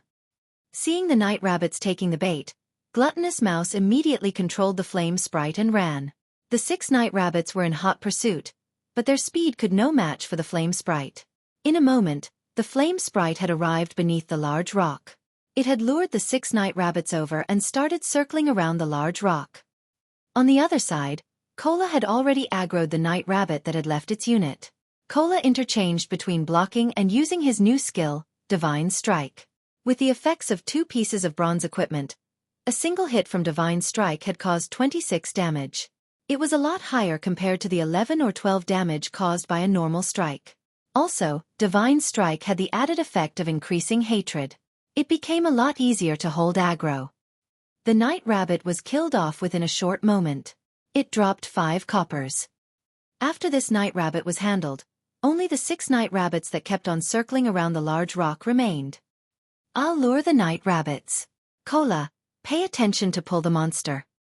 Feng picked up another small stone, throwing it at the night rabbit that ran at the rear. The night rabbit rubbed its cranium after being struck on it. The rabbit turned around, discovering Feng that had thrown the stone. The night rabbit suddenly became enraged. It madly hopped towards Feng with its powerful legs. As for the other night rabbits, they were still excitedly chasing after the flame sprite, failing to notice the disappearance of one of their companions. Receive it! Seeing the night rabbit was only 20 yards away from the party, Feng commanded. Cola rushed ahead, sending a divine strike towards the night rabbit's head. The night rabbit's target immediately changed, extending its claws towards Cola's cranium. However, Cola had reacted quickly by dodging his body sideways. After avoiding the attack, Cola continued by using punishment. The skill had once more strengthened the night rabbit's hatred to Cola. Everyone, focus fire. Feng inwardly applauded after seeing Cola's performance. He had never imagined Cola's ability to learn would be this great. He had already found out about the night rabbit's attack patterns after going through slightly more than 10 battles. No wonder he was the core MT of a first-rate guild, 10 years later. His potential was limitless. The night rabbit in front of Cola had fallen within 20 seconds. It had even dropped a skill book for swordsman, Double Chop. Feng immediately learned it without reservations. Double Chop, action type. Requires sword. Level 1. Proficiency 0/300. Rapidly deals damage twice. Every slash of the sword deals 120% plus 15 damage, also increasing bleeding effect by 20%. Duration of 10 seconds. Stacks up to a maximum of 5 times. Cooldown 8 seconds. This skill book had greatly increased Feng's explosive power.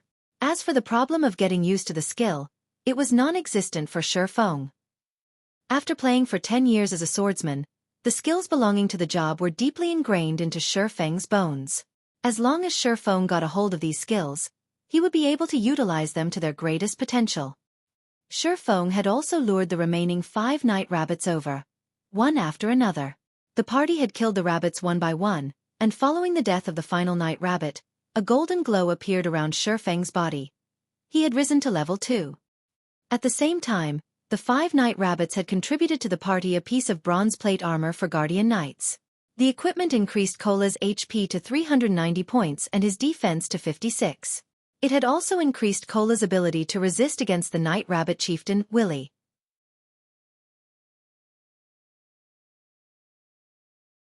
Chapter 28.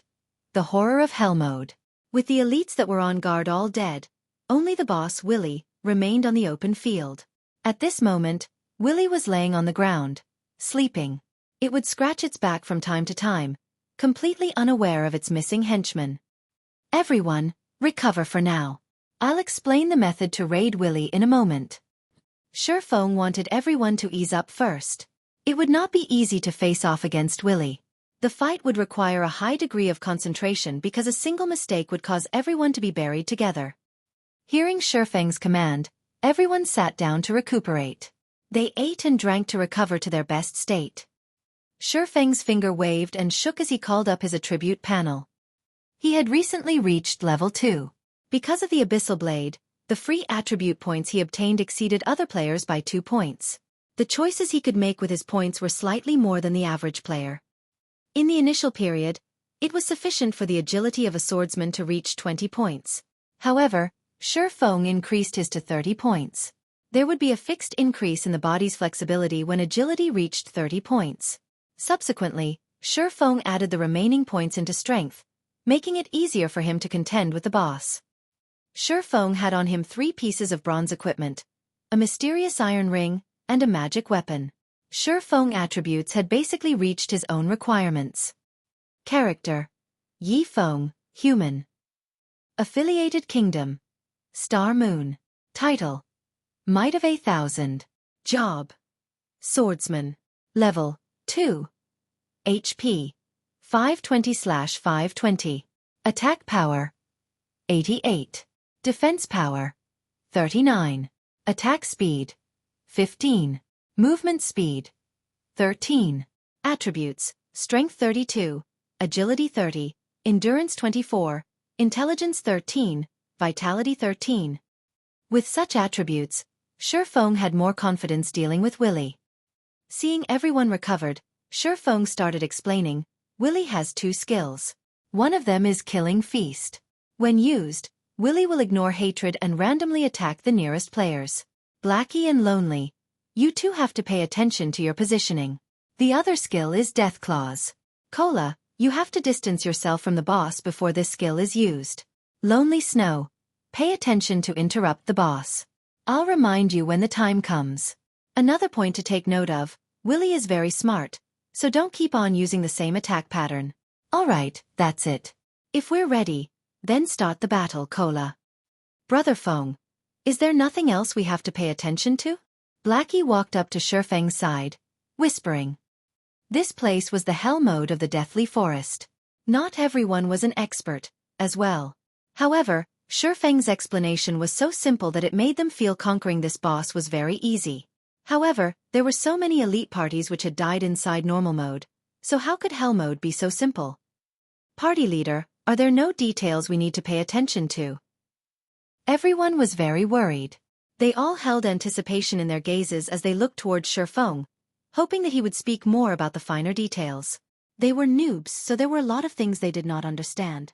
In regards to an expert like Feng, the things he felt were common knowledge, were definitely not common to noobs like them. Elites could not be compared to a boss. The other elite parties must have definitely died at the hands of the boss. Although their equipment was better than an elite party's, they were still level 1 noobs. They clearly knew their own worth. You guys worry too much. Relax. When the time comes, I'll tell you what you should do and when you should do it, so don't worry about it. Cola, start the fight and remember to dodge more often. A single healer will not be able to match up to the boss damage, Feng smiled. He felt his party members were quite interesting. They were much more serious about the details than he had thought. In his previous life, Feng had entered Hell Mode dungeons countless times as the Captain of Shadow. There was also no lack of 100-men dungeons amongst those times. So, how could he not know how to guide a few noobs to beat a small boss? Cola had no choice but to go at it hard. Willy abruptly leaped up the moment Cola entered its detection range. Its mouth salivated when it saw Cola, and its 2 pairs of steel claws intertwined to produce sparks. Cola had clearly stimulated Willy's heart of massacre. It lifted its steel claws and hastily dashed towards Cola. Start casting heals. All damage dealers prepare to attack Willy's limbs. Feng commanded when he saw Willy's menacing appearance. Just when Feng finished speaking, Willy had arrived before of Cola. Before Cola could react, its sharp claws had fallen from the sky, slashing at Cola's neck. Pang! Cola instinctively used his shield to block the steel claws, forming 3 brilliant streaks of sparks. There were also 3 claw marks left on the shield. Due to the immense rushing force, Cola was forced to retreat 5 or 6 steps as he stabilized his body. Above his head, a damage of -103 appeared. Before Cola could even attack, Willy once again waved out its steel. This time, Cola was sent flying with his shield, and a damage of -105 points appeared.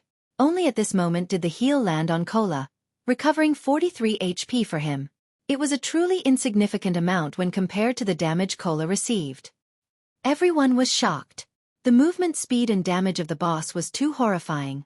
If Cola did not possess 2 pieces of bronze equipment, or if he did not block the attacks with his shield, he would have simply died from these 2 strikes. Lonely Snow, use charge on Willy. Blackie, use Evil Whip. Feng had long since expected such a situation. He quickly instructed Blackie to use a binding skill. Lonely Snow reacted by using a charge to block Willy's next attack and saved Cola's life. However, Lonely Snow's attack had only caused -11 damage to Willy. He became dumbfounded by it. He had added most of his attribute points into strength, and he even had 2 pieces of bronze equipment on him. Yet, he had dealt such a small amount of damage. It should be known that the boss in front of him had 6,000 HP. Blackie also finished chanting from the side, sending out his Evil Whip. 5 streaks of pitch-black thorns suddenly constricted Willy's legs. Feng took the chance to circle around to Willy's rear. With the Abyssal blade in hand, he used double chop on Willy's neck, causing -66 and -67 damage. His attack also caused a bleeding effect, causing Willy to lose 8 HP every second, lasting for 10 seconds. The high damage immediately caused Willy to switch its hatred to Feng. However, Feng did not give it any chance. With his 30 agility, Feng easily dodged away from the steel claws, appearing 5 yards away from Willy. Ayo! Ayo! Ayo! Willy furiously bellowed as it rushed at Feng. Ranged players start attacking. Cola, come over and hold Willy after you're done recovering. Feng systematically retreated while he dodged Willy's claws. However, the others watching Feng were shocked to their souls. This was because Willy's claws would graze by Feng's cranium every time it attacked, blowing his hair into a dance. Although everyone was shocked, they never stopped attacking. Magic attacks were sent out one after another, whereas Lonely Snow used Whirlwind Slash at Willy's rear. However, not one of those damages had exceeded -20 points. Willy's HP slowly decreased. When it was occasionally struck by Feng, its HP would drop by a segment. Willy's HP had fallen to 90% within a moment. Willy became enraged as it started a mad dance with its claws. It used Death Claws, greatly increasing its attack speed. Feng was nearly hit by it. Fortunately, however, he had used the Abyssal Blade to block the attack, only receiving -130 damage from it. At this moment, the Cola rushed up with his full HP. He used a Divine Strike on Willy's head, followed by a punishment. Willy's hatred only switched to Cola after a series of attacks. The switching of hatred had also interrupted Willy's Death Claws, returning Willy to its normal state. Seeing Willy change targets, Feng waved out a thundering flash. 3 streaks of thunder passed through Willy's body, dealing -92, -116, -137 damage. At the same time, giving Willy a damage amplification effect, it allowed others to deal 20% more damage to it. The fight with Willy became much easier. Blackie was sending out dark arrows without stopping, each dealing over -50 damage, whereas the others only managed to deal over -20 damage to Willy.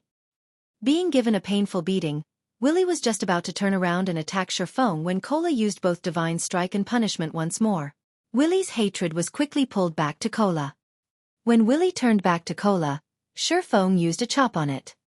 In such a way, Feng and Cola took turns aggroing Willy, causing it unable to attack any players. Willy's HP continuously dropped until it was 30%. Willy entered a berserk state, its body increasing by several sizes. Melee players stay away from the boss. Blackie, use Evil Whip. Healer, heal me. Feng loudly shouted. In its current state, Willy was definitely going to use its big move, Killing Feast. Lonely Snow and Cola immediately distanced themselves from the boss after hearing Feng's command, letting Feng tank the boss by himself. When the two of them had run out of the 10-yard range, Willy disappeared. No one understood what happened. When Willy reappeared, it had already arrived at Feng's back, and its steel claws abruptly descended. Feng had long since been ready for this. He used his sword to block the incoming claws. However, just after blocking this attack, Willy once again disappeared and again appeared behind Feng. Within 2 short seconds, Willy had attacked Feng's back 7 times. Fortunately, Feng's agility had reached 30 points. It was barely enough to match up to Willy's speed. However, every attack Feng blocked would still take away a significant amount of HP from him. The heals he received also continuously recovered his HP. minus 96, minus 97, plus 46, minus 96, minus 97, plus 48, plus 32, minus 96, minus 97, plus 46. If Feng did not possess 520 HP and blocked every claw that came at him, Feng would have died from Willy's killing feast with 100% certainty. At this moment, Feng's remaining HP did not reach 100 points. Get rid of it! Feng loudly shouted. After using his big move, Willy would enter a weakened state. It was the perfect chance to kill it. Everyone continuously greeted Willy with their attacks, finally shaving off Willy's remaining 30% HP. It dropped 4 items. Just as everyone was about to let loose their breaths, Feng took a look at everyone's current status. The healer, Drowsy Sloth's remaining MP did not reach 20%, and the other mage's MP did not reach 10%. Feng hurriedly said, "Everyone, sit down and recover immediately." Everyone was confused. Didn't the boss just die? Why must they be in such a hurry? However, everyone still listened to Feng's command to sit down and recover. Before they had even sat down and recuperated with food and drinks for 5 seconds, a violent roar entered everyone's ears. The roar had shaken the entire deathly forest, and following it, a black shadow leaped out from within the forest. The black shadow was a gigantic werewolf. The werewolf looked at Willy's corpse, then looked towards Feng and the others. Its pitch-black eyes suddenly turned crimson red. Just when it wanted to release a roar, Feng dashed towards it with Wind Blade. Immediately, Feng used Abyssal Bind. 9 chains appeared and bound the werewolf and its mouth, preventing it from making a sound. At this moment, everyone finally saw the werewolf statistics. It had a whopping 2 bars of HP. Werewolf Felt, Lord Rank. Level 3. HP 12,000/12,000. Crap, why is there a Lord Boss? Blackie cursed. They had barely rested just after killing a boss, and now there was a Lord in front of them. Lords were a rank higher than chieftains. The game was literally trying to kill them. Everyone remember, absolutely do not let Werewolf Felt let out another roar. Feng continuously reminded everyone. However, the others were clearly frightened. Not because of Werewolf Felt's body and HP, but because of that pair of horrifying crimson eyes. They gave off an intimidating feeling to everyone that made it hard to move.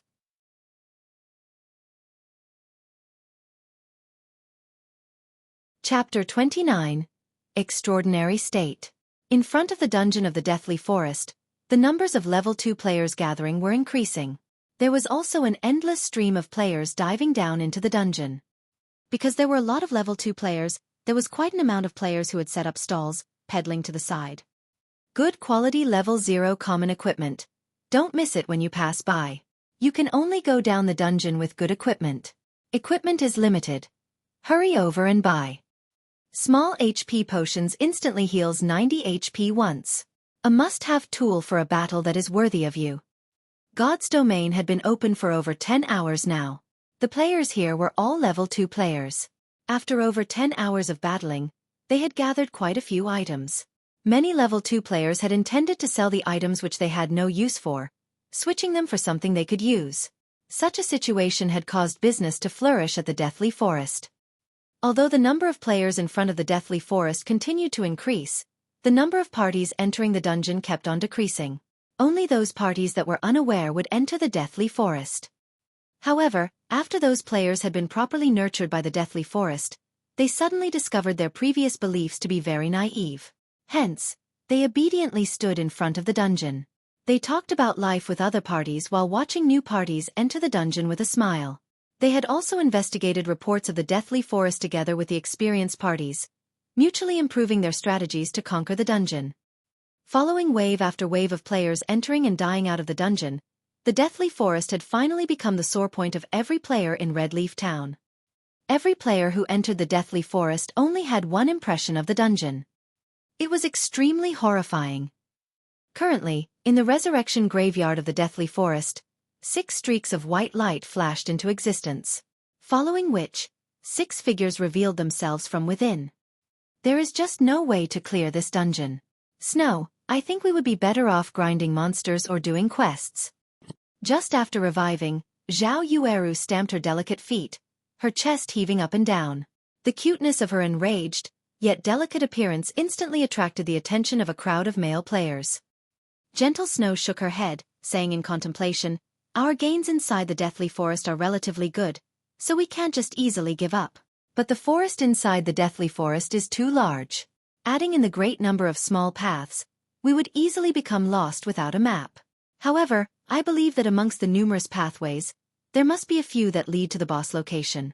The other paths are only there as a trap to confuse us. That is why we are always being ambushed by the night rabbits. The more we fight, the more night rabbits will come. For now, let's investigate for some information and see if we can complete a map for the deathly forest." Everyone felt that Gentle Snow's speculation made sense, especially about the part where they attacked the night rabbits. Occasionally, a chilling arrow aimed at the cleric, Xiao Yuer, would appear from within the forest. If it wasn't for Xiao Yuer's skill at dodging, they would have long since party wiped. Also, the deeper they went into the forest, the more numerous the night rabbits became. In the end, the night rabbits became too overwhelming in numbers. They were unable to shoulder all of the rabbits, which resulted in their return through death. If they could find the correct path, they might have already cleared the dungeon by now. Zhao Yueru could only nod her head in agreement. The party's leader was, in fact, Gentle Snow, and Gentle Snow's speculations were always very accurate. Zhao Yueru could not help but believe in her. Going with the suggestion, Gentle Snow and Zhao Yueru nonchalantly shouted a few times, stating that they wanted to trade information about the deathly forest. It couldn't be denied, the striking effect created by two great beauties calling out. Suddenly, the atmosphere in the deathly forest started to boil as players rushed over, one after another.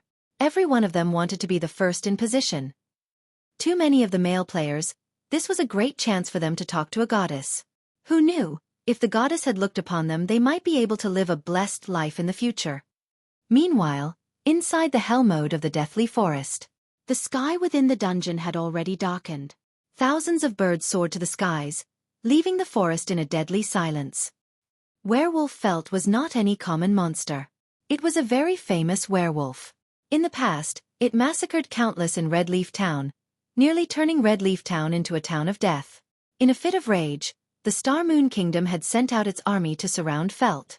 In the end, after being heavily wounded by the great swordmaster Hilton, Felt had escaped into the deathly forest to treat its wounds. It was the reason why the dungeon of the deathly forest existed. In Hell mode, Felt had 3 absolute skills. The first one was Death Stare. Enemies who Felt stared at would have their attack speed and movement speed greatly reduced. If one had a weak willpower, they might not even be able to move. Presently, only Feng had 30 points in agility. After he had activated the 3 hidden basic skills he possessed, he gained a certain amount of resistance towards the death stare. As for the other people, their reactions would become very sluggish. That was why Feng remained the one to keep Werewolf Felt in check, whereas Drowsy Sloth continuously healed Feng. However, Drowsy Sloth's casting speed had slowed by half. As for the melee players, they were no help whatsoever. However, it was not because they did not want to help, but it was because they had no way of helping at all. Werewolf Felt's attack speed was just too fast. It was to the degree where they couldn't react to its attacks. It was as if they were facing off against an expert that came straight out from a wuxia novel. Normal people had no chance to interfere whatsoever. They would only be creating more trouble if they had rushed up to the battle. So, it was still better to just watch from the side. Currently, only the ranged mages dealt damage. However, the damage caused was just too low. Even Blackie's dark arrows were only dealing -24 damage each. Lonely, interrupt the roar. Seeing Felt abruptly inhaling, Feng immediately shouted. Lonely Snow had long since prepared for this moment. Immediately, he went forward and used charge, causing Felt to enter a 1-second fainted state. Then, he quickly retreated. Feng took the chance to use Thundering Flash, Double Chop, and Chop.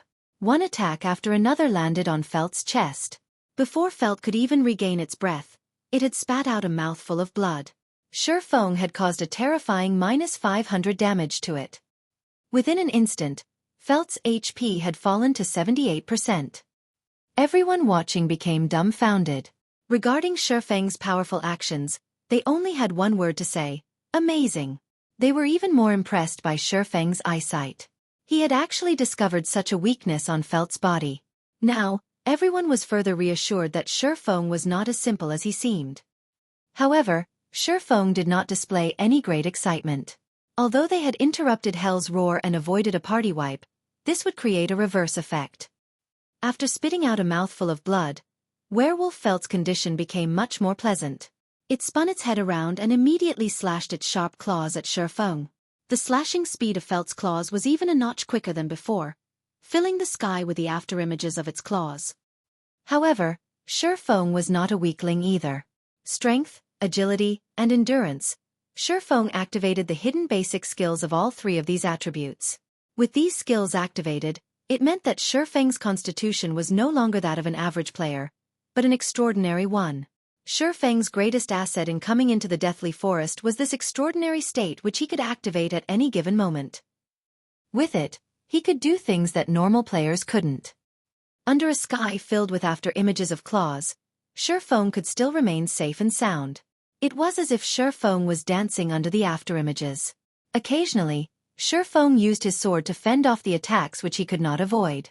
This was the power of being under an extraordinary condition. His five senses became extremely sensitive, and his brain's processing abilities became exceptionally focused.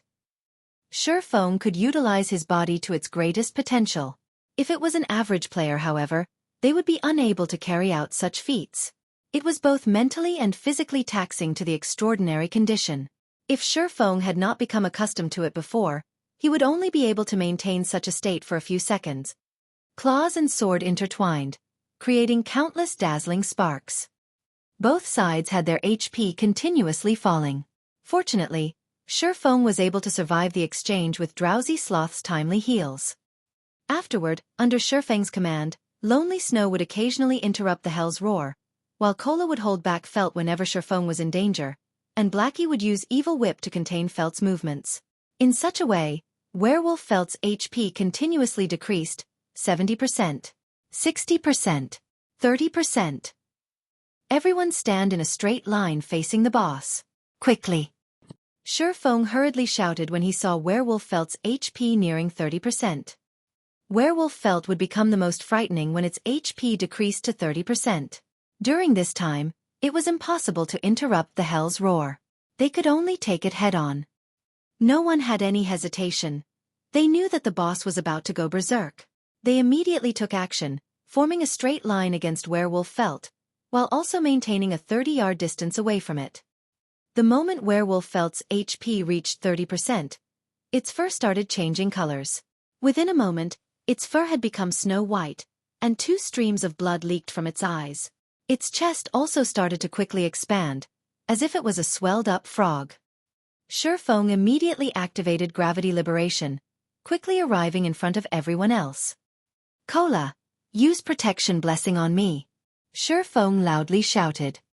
Protection Blessing was able to reduce the damage taken by a party member by 50% for a duration of 6 seconds. It was a life-saving skill with a 5-minute cooldown, and right now was the perfect moment to use it. Protection Blessing of Guardian Knights and Shield Wall of Shield Warriors. These 2 skills had a high drop rate inside the Hell mode of the Deathly Forest. Before, the reason why Feng had wasted time on clearing out some unnecessary night rabbits was all to obtain this skill, Protection Blessing.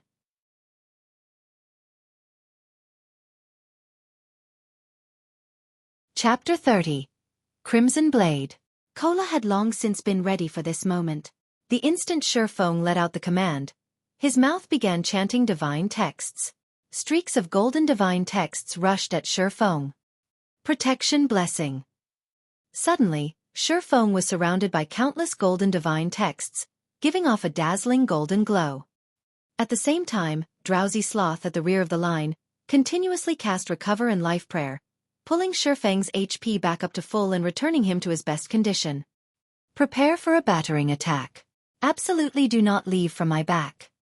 Seeing Werewolf Felt's line of sight shifting towards them, Feng held the abyssal blade across his chest as he commanded. Hearing Feng's words, everyone started to tense up. Their hearts were not courageous, to begin with. Now, their hearts started to madly beat. They were being covered in a cold sweat even before Werewolf Felt used its skill. Suddenly, Werewolf Felt moved. Its expanded chest started moving upwards, moving past its throat and to its mouth. Huh. Within an instant, everyone aside from Feng felt their hearts stop beating. It was as if the world had turned gray and silent. The soaring birds in the sky had also turned motionless. Everyone could clearly see the multitude of gray-colored waves being emitted from Werewolf Felt's body. Streak after streak, it continuously expanded. The dark gray ripples quickly arrived in front of everyone. However, they could not move even a muscle. It was not because they did not wish to move, but because their bodies could not keep up with the speed of their thoughts. Everyone could feel that time was moving by at an exceptionally slow pace. However, everyone understood that although the movement of time appeared slow, in reality, it was moving at the pinnacle of speed. Just like absolute experts crossing swords, the moment the exchange happened, time would move exceptionally slowly. At this moment, only Feng slightly moved. Phantom kill. The instant the dark gray ripples arrived in front of Feng, his doppelganger had blocked in front of him. At the same time, the doppelganger used parry. Subsequently, the gray ripples made contact with the doppelganger. However, they were blocked by the doppelganger's parry, whereas the doppelganger himself retreated a step back. He only stabilized his body after colliding with Feng. Just after the doppelganger stabilized himself, another wave of ripples came smashing. The ripples passed through the doppelganger's body this time, causing his HP to instantly decrease by 300 points. Behind him, Feng had also received -30 damage, while the others behind Feng received -20 damage. However, the ripples did not stop with just one wave. When the third wave of ripples passed through the doppelganger, his body had instantly disintegrated. A damage of -100 points also appeared above Feng's head. Subsequently, wave after wave of dark gray ripples followed. -100, -100, -100, -100. Feng's HP fell time and time again until only 90 points remained. When the final wave of ripples was about to get rid of Feng, he used parry. Feng retreated a big step backward. However, he did not receive any damage. The people behind him were also unharmed. However, their HP after going through several waves of attacks did not exceed 50%. At this moment, Drowsy Sloth's recover had only landed on Feng's body, pulling Feng's HP back to 140. Following which he used life payment, recovering 130 HP for Feng. Within a moment, Feng's HP had returned to over 50%. This roar really is powerful. I even thought we were finished. Blackie wiped off the cold sweat from his forehead. If Feng had not blocked in front of them, they would all be goners by now. When he thought back to how Feng nearly died, Blackie's heart started beating rapidly, reaching 180 beats per minute.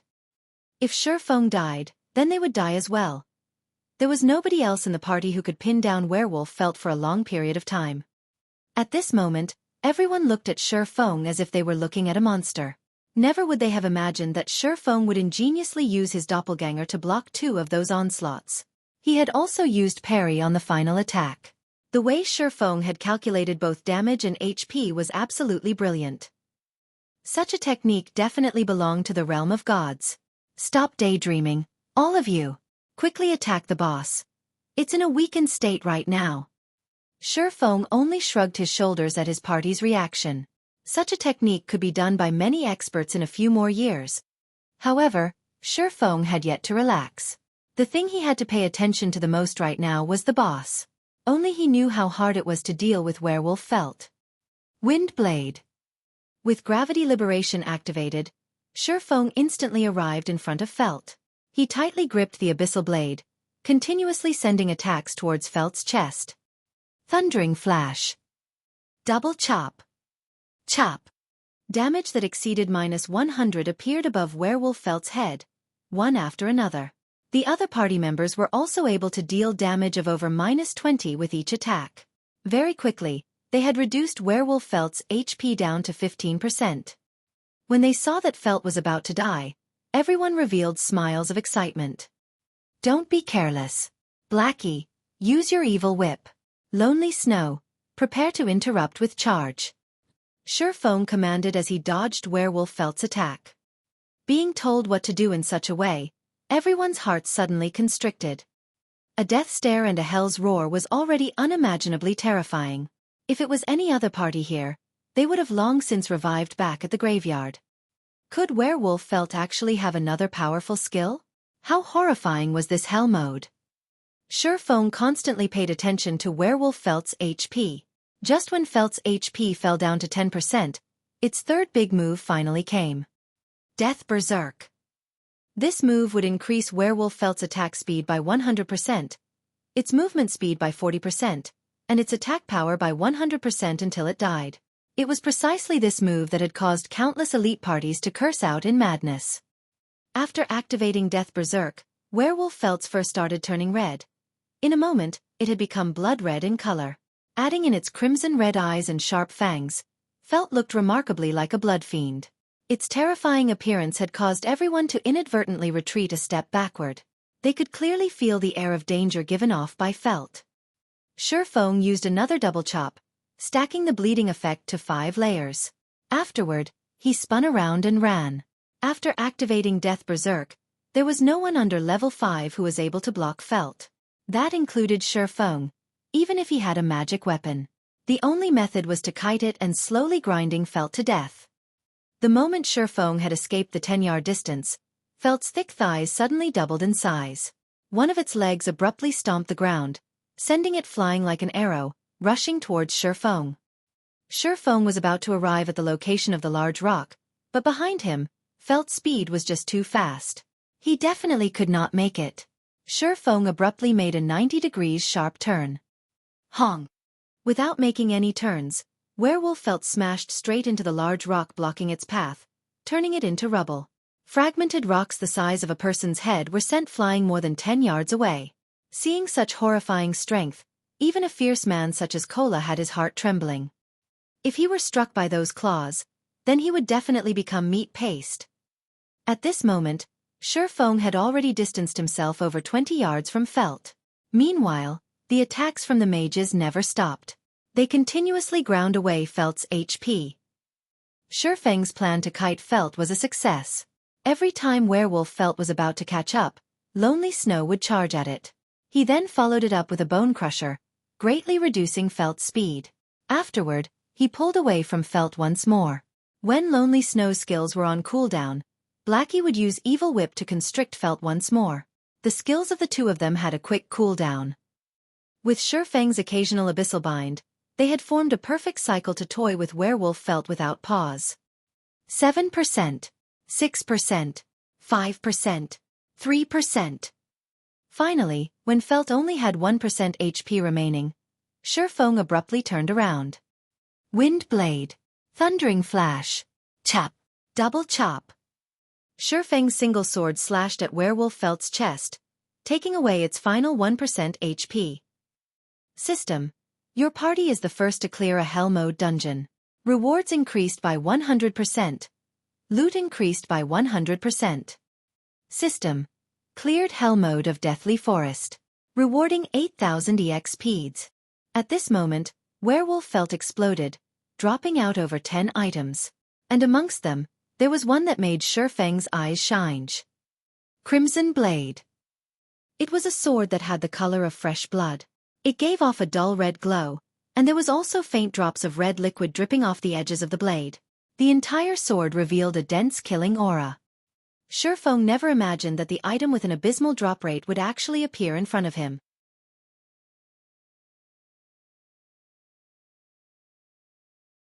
Chapter 31. Hell's Book. Feng walked over without hesitation. He quickly picked up the one-handed sword filled with killing intent. The Crimson Blade was one of the rarest drops within the Hell Mode of the Deathly Forest. It was also the best sword for a swordsman below level 6. Crimson Blade, Secret Silver Rank, One-Handed Sword. Level 3. Equipment Requirement. Strength 12. Attack Power plus 21. Strength plus 5. Agility plus 6. Endurance plus 3. Durability 30/30ths. Its attack power alone could rival a level 5 two-handed bronze axe. With a 6 extra points in agility, it could increase the attack speed of a swordsman by quite a lot. The Crimson Blade was definitely a precious weapon for swordsmen. Unfortunately, Feng could not equip it yet. His experience was currently at 69% of level 2. There was still quite an amount before he could reach level 3. Moreover, he wouldn't be able to equip it even if he had reached level 3. This was because swordsmen would only activate the dual-wielding talent after they reached level 5. At that time, Feng would be able to wield 2 one-handed swords.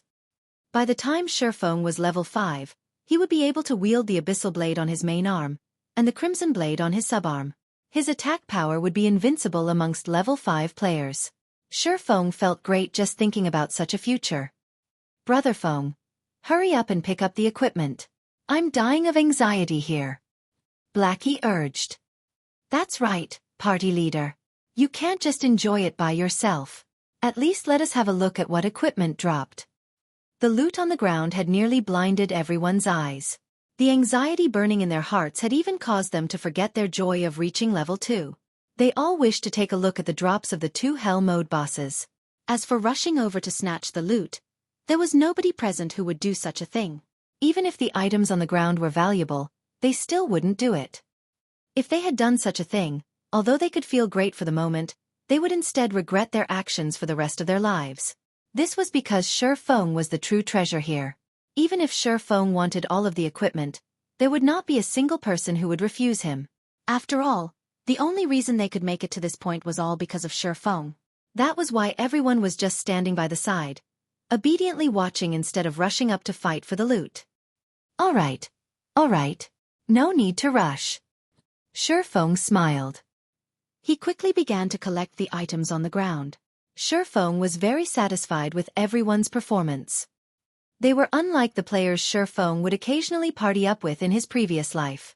When the boss died, those players would rush up in unison to snatch the equipment. They immediately disappeared once they took all the equipment, leaving Feng enraged and speechless. The reason Feng did not set the party so that only the leader could pick drops was to test everyone's intentions. It was better to discover those treacherous people early on. Now that nobody had rushed up to snatch the items, Feng could be more at ease with them. In a short moment, Feng had collected all the loot on the ground. There were a total of 19 pieces of equipment and 5 silver coins.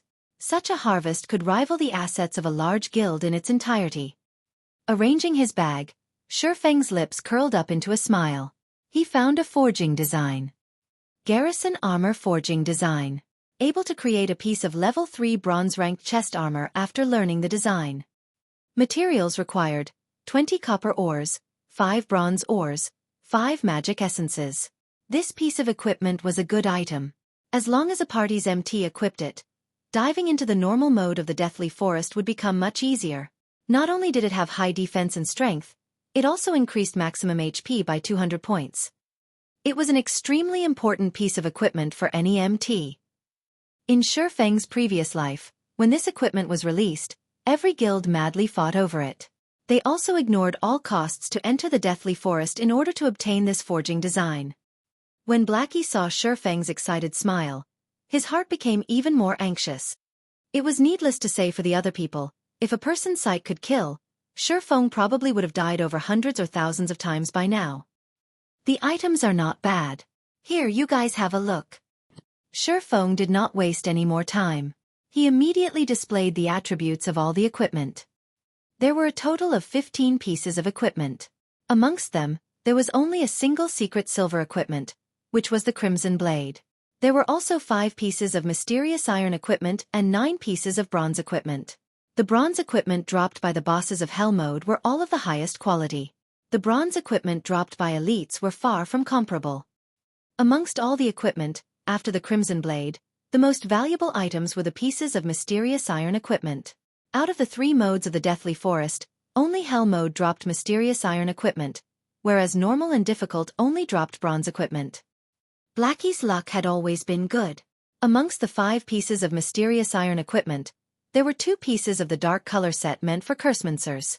The dark color set was definitely the set equipment for Cursemancers below level 5. There were a total of 5 pieces in the dark color set: head, chest, legs, shoes, arm guards. This time around, the parts that dropped were the chest and shoes. These 2 items had placed a wide smile on Blackie's face. Brother Feng, I really love coming down to hell. Let's come here once every day. That way, I can complete the dark color set, and if anyone dares look down upon us at that time, I'll blast him to pieces. Blackie showed off the dark color set in his hands. After wearing the dark color set, Blackie felt himself becoming closer to an expert. His magic attack was increased to 66. A single level 3 dark arrow could take away more than half the HP of a level 1 shield warrior. If he could complete the dark color set, then a single dark arrow could one-shot a shield warrior. He put on the suit of ash-gray fur robes, coupled with glistening pitch-black boots. Everyone could tell they were pieces of a set with just a glance. The others drooled when they saw the black luster of the dark color set. Their hearts were filled with hatred and envy for Blackie. They had never imagined entering hell would be such a great experience. They truly hoped they could enter hell a few more times in the future. The remaining 3 pieces of mysterious iron equipment were the set pieces for Guardian Knight, Shield Warrior, and Elementalist. Amongst those present, only Kola was a Guardian Knight. Thus, Feng gave the piece of equipment to Kola and stored the others. As for the remaining bronze equipment, Kola received a shield and Lonely Snow received a greatsword. Both pieces of level 2 equipment had the best attributes possible on them. Drowsy Sloth and Gluttonous Mouse also received a piece of bronze equipment each. Quite a few pieces of Feng's equipment were also replaced. Amongst the bronze equipment, there were 3 pieces that belonged to swordsmen. The 2 pieces of equipment that remained were stored away by Feng. When everyone had changed their equipment, it was as if the entire party had a makeover. Every piece of their equipment was incomparably brilliant. Just a glance was enough to tell that they didn't just have common equipment. The entire party had also risen to level 2. Blackie's experience was even at 98% of level 2, just a tad bit short of level 3. The other 4 items were a forging design, a potion recipe, a rare skill for Cursemancers, and a notebook. The rare skill for Cursemancers overjoyed Blackie. It was an AoE skill called Hellflame. Hellflame deals 150% flame damage to an 8 by 8 yard area. Duration of 5 seconds. Cooldown 36 seconds. It was a godly skill for grinding monsters during the early periods of the game. What is this thing for? Feng looked at the old notebook in his hand. He could not recall the hell mode of the Deathly Forest dropping such an item. Taking a look inside, Feng discovered words which he could not understand. However, Feng knew these words belonged to the ancient language of the Elf. Within God's domain, any items which had a relationship with the Elven language were definitely not common items. Just like the Ring of Gravity, there was a string of Elvish words carved onto it. They had allowed the ring to possess unimaginable powers. It seems I have to make a trip to the library. Feng felt this notebook was not as simple as it seemed. In his previous life, he entered the hell mode of the Deathly Forest tens of times. However, he had never seen such an item drop before. There was no such news from the other teams in the guild as well. The likelihood of the notebook dropping only on the first kill was high. If Feng wanted to make heads with the situation, he had to translate its contents at the library. Brother Feng, what are we going to do afterward? Grinding mobs? Blackie was eager to try out the new skill he learned. That's fine as well. We'll grind and do quests in Dark Moon Valley. The monsters there drop quite a lot of ore, Feng said after some thought. With the forging design in hand, all that was left was to obtain the materials. However, Feng needed a lot of materials. Now that Blackie had Hellflame, it should be a lot quicker to kill kobolds and gnomes. Furthermore, Feng knew of a few good locations where it would be suitable to use Hellflame. Feng turned to look at the others, saying, "Will you guys follow us or do quests on your own?" Big Brother Feng, how could you leave me out of grinding mobs? I've already planned to follow Big Brother Feng in the future. Kola smiled like a fool as he gently caressed his new shield. Big Brother Feng, can we join as well?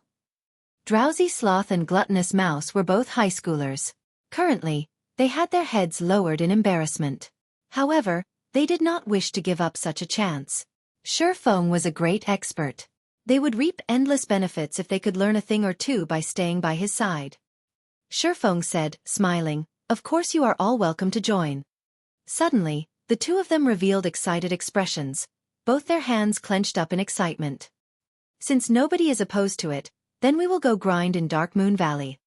After finishing his piece, Feng called out the system panel. He selected the dungeon's party teleportation, parting with the deathly forest.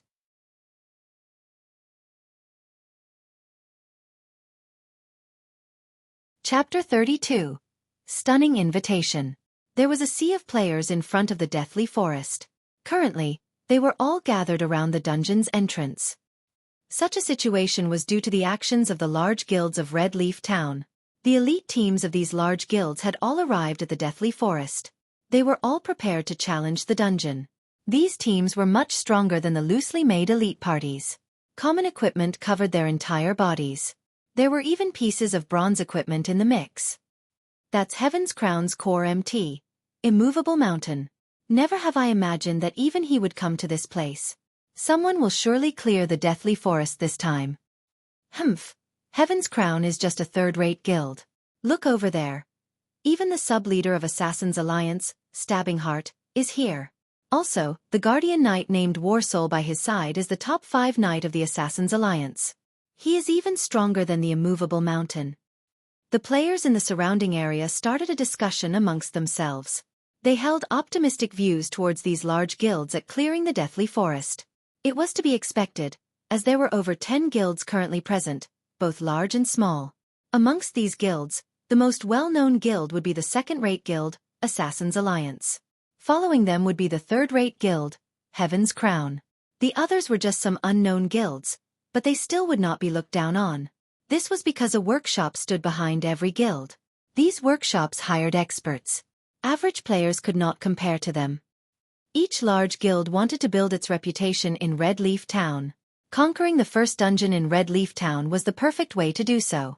Hence, all of the large guilds made ample preparations for the dungeon. They spent large sums of their assets to buy equipment and medicine.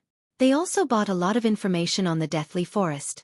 So, they were extremely confident about conquering the dungeon. Boss waving. These guild teams have gorgeous equipment. They will definitely clear the deathly forest this time. Wordless Summer Knight commented with a pained expression. Waving slowly but surely crossed his arms in front of his chest. He nodded slightly, saying in a helpless tone, "The deathly forest is too difficult. We party wiped before we even met the boss. In the end, parties like ours only became scouts for the guilds. What's there to brag about being a guild's expert? Boss, it's not our skills that are lacking. The dungeon is just too horrifying. It has too high of an equipment quality requirement," the shield warrior, Battle to the End, said in disdain. He held contempt for the guild experts deep in his heart, and he was sure only their equipment prevented them from clearing the dungeon. "That's right, boss. If our party had such equipment, we would have long since cleared the deathly forest," Wordless Summer Knight confidently said. Speaking of dungeons, Wordless Summer thought of Feng's party. He giggled as he said, "It's not like we didn't have any gain. We've killed 2 night rabbits and even got a skill book for berserkers. Compared to that party led by Captain Noob, we're much stronger. They still haven't shown themselves. I guess they've already fled from embarrassment. It sure is a pity for Lonely Snow. If he followed the boss, then he would have been given this skill book. If he found out about it, he would regret not following us into the dungeon." That's right. Lonely Snow doesn't know how to appreciate the kindness given to him. Now, he will definitely regret not following the boss, Battle to the End laughingly said. Lonely Snow's skills are still quite good. I don't know how that noob managed to gain the favor of that expert called Blackie. However, no matter how great that expert's techniques are, with dead weight pulling him back they would still party wipe. He is probably too ashamed to show himself right now. If he had gone with us, we might have cleared the deathly forest by now. Waving slowly was silently pleased with Blackie's end. "Boss, the guilds are going to enter now," Wordless Summer said. However, just as the guilds were about to enter the deathly forest, the dungeon's teleportation gate suddenly changed color. It instantly turned from a silvery gray to a pitch-black color. There was also an indistinct skull that was roaring. The many members of the guilds couldn't help but retreat a few steps back. What is this situation? Such a question appeared within everyone's hearts. However, they quickly received their answer. 6 figures suddenly appeared in front of the dungeon's entrance. Each and every one of them was clothed in glorious garments. Just by standing there, the 6 of them caused others to feel a faint pressure, especially the cursemancer with the black-colored staff. The dark gray-colored equipment on the cursemancer was clearly a set. A single glance was enough to tell they were not common goods. The materials it was made of were much better than bronze equipment. Why are there so many people? Feng took a look at his surroundings, discovering these people were the elite teams of large guilds. He was slightly confused as to why all these people were blocking the dungeon's entrance. Feng's party members also started to panic. The pressure from being watched by so many people was no weaker than facing off against a boss monster. Boss waving look. Isn't that the noob? Wordless Summer pointed towards Feng. Waving slowly knitted his brows. Feng was not the only person he spotted. There was also Lonely Snow. He curiously asked, how could they be here? Didn't they run away long ago? In my view, I think they did not even enter the forest of the dungeon. They knew they could not clear the dungeon, but they were also afraid of embarrassing themselves. So, they stayed in there until now. Battle to the End laughed. But now they just happened to get caught after leaving the dungeon. Just look at how ugly Lonely Snow's expression is. Ha ha ha. As expected of a noob, he doesn't even have the courage to enter the dungeon. Waving slowly but surely felt Wordless Summer Knight's words made sense. If not, how could Feng's party have returned safely? Waving slowly and the other party members experienced the horrendousness of the deathly forest. After entering the forest of the dungeon, there were only two possible results. Either they cleared the dungeon, or they party wiped. There was no possibility of a third option. Now that Feng's party had returned safely, there was only one possibility. They never entered the forest. It was impossible that they cleared the deathly forest. During the time Waving slowly and company started laughing at Feng's party, the players surrounding Feng had already laughed themselves into madness. Such a scene confused Waving slowly and party. Why were these people laughing at Feng's party? Were they actually famous? What Waving Slowly's party did not know was that Feng's party had already become famous throughout the entire deathly forest. Feng's party mainly consisted of level 1 noobs, yet they entered the hell mode of the dungeon. There was no action more foolish than this. It would be hard for others not to notice such an action. As they say, bad news has wings. Ha ha ha, that exotic player is back. I actually admired him for entering the hell mode of the deathly forest, but he was just a coward. I can't take it anymore. My stomach hurts too much from laughing. The players surrounding Feng's party understood their actions. They had foolishly entered the hell mode of the dungeon, so they could not enter deep into the dungeon. Instead, they stayed around the dungeon's entrance and looked for a time to leave the dungeon in secret. Unfortunately, even God would not help them. They coincidentally left just to be seen by the many guilds. Brother Feng, what's wrong with these people? Blackie looked at the laughing players laying on the ground. Scratching his head, he asked with an odd tone, did their brains go bad? Why are they holding their stomachs and laughing on the ground? Who knows? Maybe their brains had a cramp. It seems we shouldn't play God's domain too long, especially for the first time. Feng did not think their appearance had any relation to the actions of these people. We better leave. This is just giving me the creeps. The other members of the party nodded in agreement. The players in the deathly forest were truly strange. Big brother, please hold on for a moment. Just as Feng's party was about to leave the dungeon's entrance, a ringing voice entered everyone's ears. Taking a look at the voice's origin, a beautiful and pure maiden dressed in a pure white mage's robe was seen walking towards Feng's party. Feng recognized this person. She was Star Moon Kingdom's top 100 cleric, Xueqi. Xueqi walked to Feng with an embarrassed look, a blush appearing on her tender white cheeks. She whispered, "Nice to meet you. I am Xueqi of Ouroboros. We met before entering the dungeon. Our party's leader wishes to have a chat with you about the Deathly Forest's dungeon. I wonder if you would be interested in sharing?"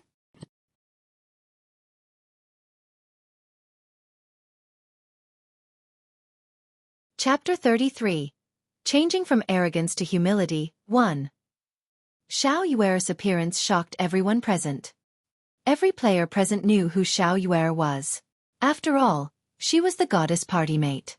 Coupled with Xueqi's beauty and purity, she was firmly implanted in everyone's memories. However, why would such a pure maiden invite a noob? Furthermore, What was harder to imagine was the person who invited the noob was not Xueqi, but the goddess, Gentle Snow. Who was Gentle Snow? She was the publicly acknowledged snow goddess in the virtual gaming world.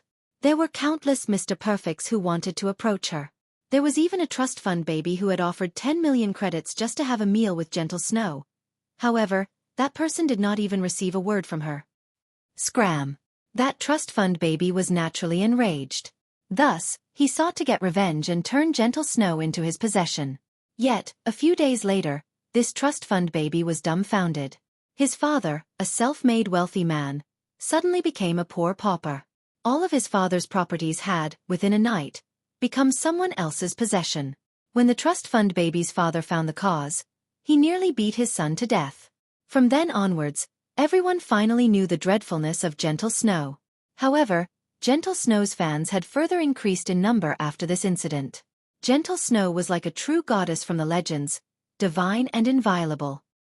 Such a goddess had actively invited such a noob. How could it not shock people? Currently, everyone was no longer in the mood for laughter. There was only envy and displeasure. What virtue and ability did a noob have to be invited to chat with the goddess? Damn, this noob must have some dog shit luck. Why him? I'm so handsome, yet the goddess won't even speak a word to me. I, Jade Windtree, am an expert in God's domain, but why won't the goddess come have a chat with me? Could it be that I am too handsome? Or does the goddess prefer a wilder type? The goddess must want to understand the situation inside the Hell Mode dungeon. That's why she looked for him. I never imagined even noobs would have such benefits. If I had known earlier, I would have also entered Hell Mode once. Everyone started their own discussions. They glared at Feng, having thoughts of disdain and envy towards him. They could not help but want to kill him right that instant. Boss waving slowly, I didn't hear wrong, right? That noob actually received an invite from the goddess. I must have heard wrong. Wordless Summer Night pinched his thick cheeks, saying with a foolish expression. It should be right. However, the goddess must have something she wishes to ask. He was only lucky. That's all. The prideful waving slowly deemed Feng being able to chat with the goddess was all just due to his luck. Battle to the End nodded his head to the side, agreeing to waving slowly but surely's opinion. Gentle Snow was an existence they had looked up to. They were people of completely different worlds. Not to mention having a chat with her, they had already felt incredibly lucky just by being in the deathly forest with Gentle Snow. Just when everyone thought Feng would smugly agree to the invitation, Feng had instead given a contradictory answer. Not interested. I'm in a rush for time. Feng turned around and left immediately after responding. He did not care about Xueqi in front of him at all, and he cared even less about Gentle Snow's invitation. Now that the forging design was in his hands, he only lacked ore. The quicker the garrison armor made its appearance, the greater Feng's income would be. If he missed out on this great chance, he would lose a large sum of coins. Blackie had been extremely excited when he thought he would be able to get close to the goddess. Feng's answer, however, nearly drove him to madness. There must be a mispositioned nerve inside Feng's brain to reject the invitation. It was not just Blackie who was dumbfounded. Even Xueqi was shocked motionless. It was the first time she met a man who actually rejected Sister Snow's invitation. Many men begged for such an invitation, yet all of them remained empty-handed. Could this man be a fool? Let's go. What are you daydreaming about? He turned and asked his motionless party members when Feng discovered nobody following him. Brother Feng, that's an invitation from the snow goddess. Won't you think about it some more? Blackie requested. His mind was bordering insanity right now. At the same time, his heart continually prayed for Feng to agree quickly. Such a great chance would be impossible to come by in the future. I've already said I don't have the time, Feng responded with a smile. Feng became speechless when he looked at Blackie's prayerful eyes. No matter what, Blackie's reverence for the snow goddess would not change one little bit. Currently, Gentle Snow and Xueqi walked over. Clad in a silvery white plate armor, Gentle Snow was undoubtedly the focus of the entire deathly forest. Everyone's eyes were glued to her perfectly curved body, their mouths drooling.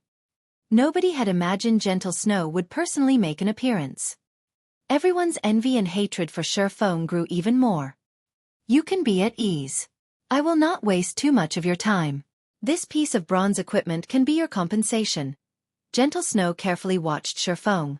She discovered Feng was indeed different from other people. Although Feng had a typical appearance, his body gave off a calm and steady feeling. There was also a faint murderous aura radiating from his body. Such temperament could only be honed after experiencing countless life-or-death battles. Snow. Zhao Yueru was shocked. She never thought Gentle Snow would think so highly of Feng. Her beautiful eyes unwillingly turned towards Feng. Her brows slightly creased, and she said in a contemptible tone, I don't think this fellow is worth a piece of bronze equipment. A piece of gray equipment at best. They had already been respectful by inviting Feng over for a chat. However, not only did Feng not appreciate their kindness, he even rejected them immediately. If someone else received such an invite, they would have long since come running over to fawn over them. It was the first time Zhao Yueru met such an unattractive man who took such an action. She firmly believed Feng had some scheme in his mind and there was nothing good about him. No need for the bronze equipment. I have those things myself, Feng waved his hand, saying in an uncaring tone. He never tried to flatter the witch to begin with, but he never imagined she would speak of him in such a way. However, he was not a poor ghost. He did not need any charity. Zhao Yueru's beautiful eyes measured up Feng. She couldn't help but let loose a faint laughter, playfully saying, such an unyielding spirit. You clearly want it, yet you're refusing to admit it. Snow, this fellow is really insincere. Yueru. Gentle Snow impatiently sent Zhao Yueru a glance, hinting her not to overdo it. To begin with, they were the ones who took the initiative to send the invite. It would not be proper to look down on others now. Zhao Yueru pouted. She shot a glance towards Feng, puffing out her prideful twin peaks as she helplessly turned her head away. She did not think a poor fellow like Feng would have anything they wanted. Sorry, please receive this piece of equipment as an apology. Gentle Snow took out a level 0 bronze belt meant for a swordsman and traded it to Feng. She wanted to put an end to this matter. Feng did not reject the offer after seeing Gentle Snow's sincerity. If he rejected it, it would only show how petty of a man he was.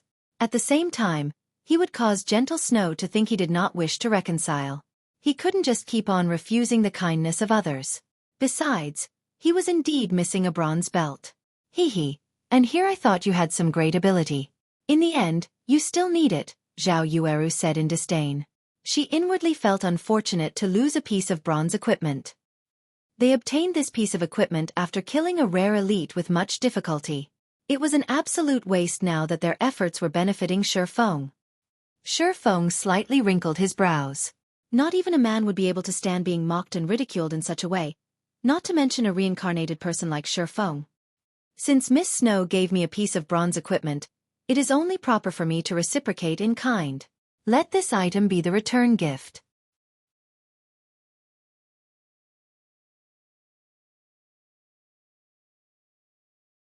Chapter 34. Changing from Arrogance to Humility, 2. Gentle Snow's eyes flashed when Feng also wanted to gift her something. She felt astonished and thought Feng was an interesting person.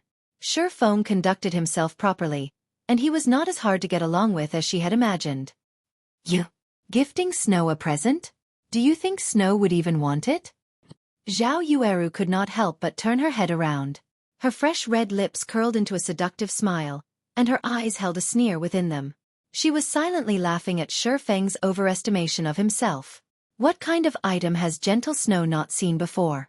Even luxury cars worth over 10 million could not catch her attention, not to mention an item within a game. Currently, Feng took out a piece of paper from his bag. This drawing was one of the drops from the boss. Feng nonchalantly passed the item over to Gentle Snow. When Zhao Yueru saw Feng take out a piece of scrap paper and give it as a present to Gentle Snow, she could not help but coldly say, "Are you trying to make a fool of us?" "No," Feng said in a serious tone. "Snow gave you a piece of bronze equipment. Yet what about you? You took out a piece of scrap paper to trick her. Do you think a piece of scrap paper could compare to a piece of bronze equipment? If you're not playing us for fools, then what are you trying to do?" Hearing Feng's answer, Zhao Yueru was further enraged.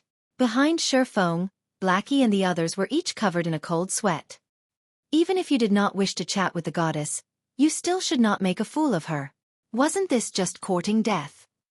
They clearly obtained a good amount of equipment inside the dungeon, and just simply giving one of those pieces would easily solve the problem. If Feng's actions angered the goddess, even if the goddess herself did not take action, the players surrounding them would surely kill them off for her.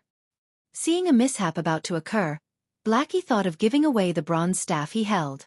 However, Gentle Snow gladly received the scrap paper Feng gave her. Suddenly, Blackie and everyone else's mouths formed a zero H shape. The goddess accepted it? What kind of situation was this? Thank you for your present. I like it very much. Now, can we go somewhere with fewer people to have our chat? Gentle Snow smiled in appreciation. Feng also smiled and nodded in agreement. Looking at Gentle Snow's faint smile was like watching a dazzling sun that warmed a person's heart. It would be hard to forget such a smile, even after a lifetime. Snow, you're going to forgive his rude actions just like that? Zhao Yueru asked in a puzzled tone. It's all right, Yueru. I like this item very much, Gentle Snow turned around after commenting, letting Feng lead the way. Zhao Yueru was stunned. She just could not understand what kind of drug Feng had given Gentle Snow. Was a piece of scrap paper enough? Just what was this piece of scrap paper? Snow, just what did that fellow give you? Zhao Yueru whispered. Just by seeing the fire poker on Feng's waist, she could tell Feng would not be able to give anything valuable. However, Gentle Snow still happily received it. Such a result puzzled Zhao Yueru significantly. A potion recipe for the basic strength potion. When consumed, it will increase a player's strength by 6 points for half an hour, Gentle Snow calmly replied. What? Zhao Yueru leaped up in shock.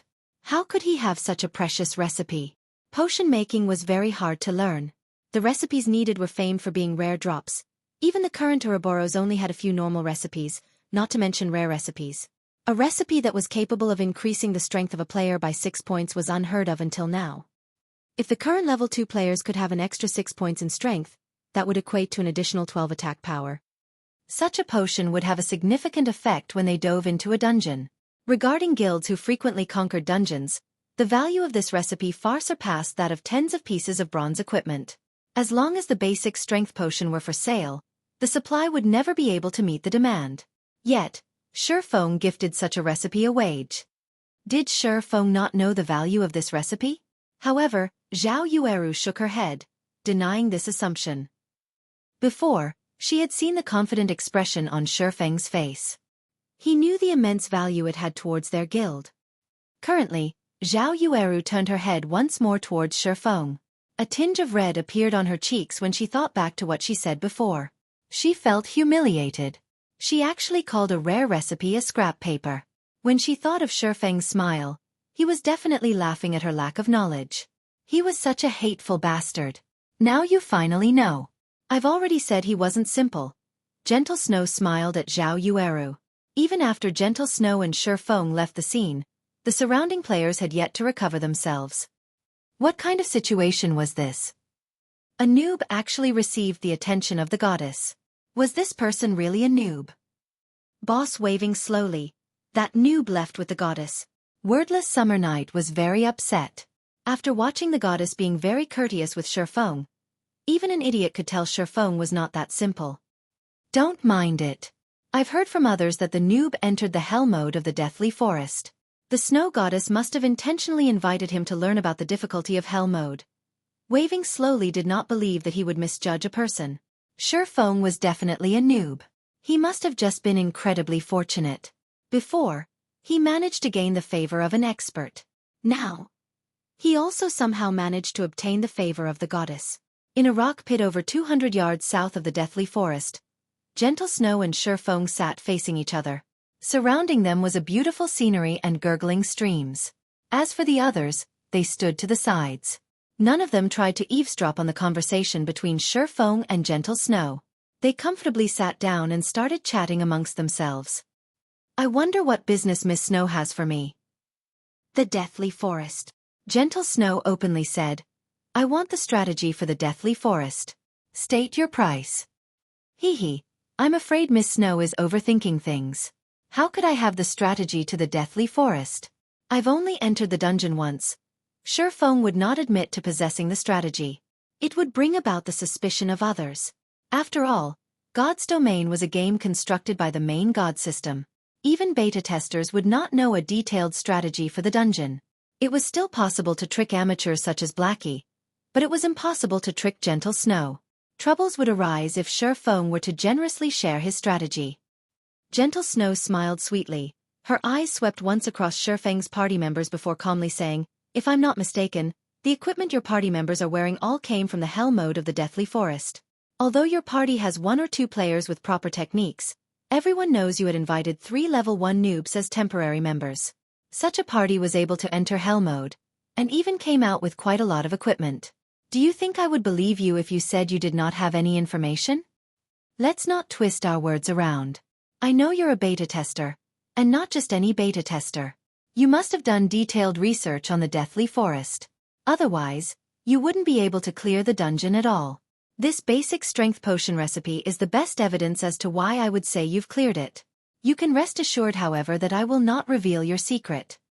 Gentle Snow fixated her gaze on Feng as if she saw through Feng's entire being. "All right, what you say is correct." Feng shrugged his shoulders, silently letting loose a breath. He never thought Gentle Snow would fill up the questionable gaps. It would not be any better for Feng if Gentle Snow thought in such a way. "State your price then." Gentle Snow was all smiles with Feng.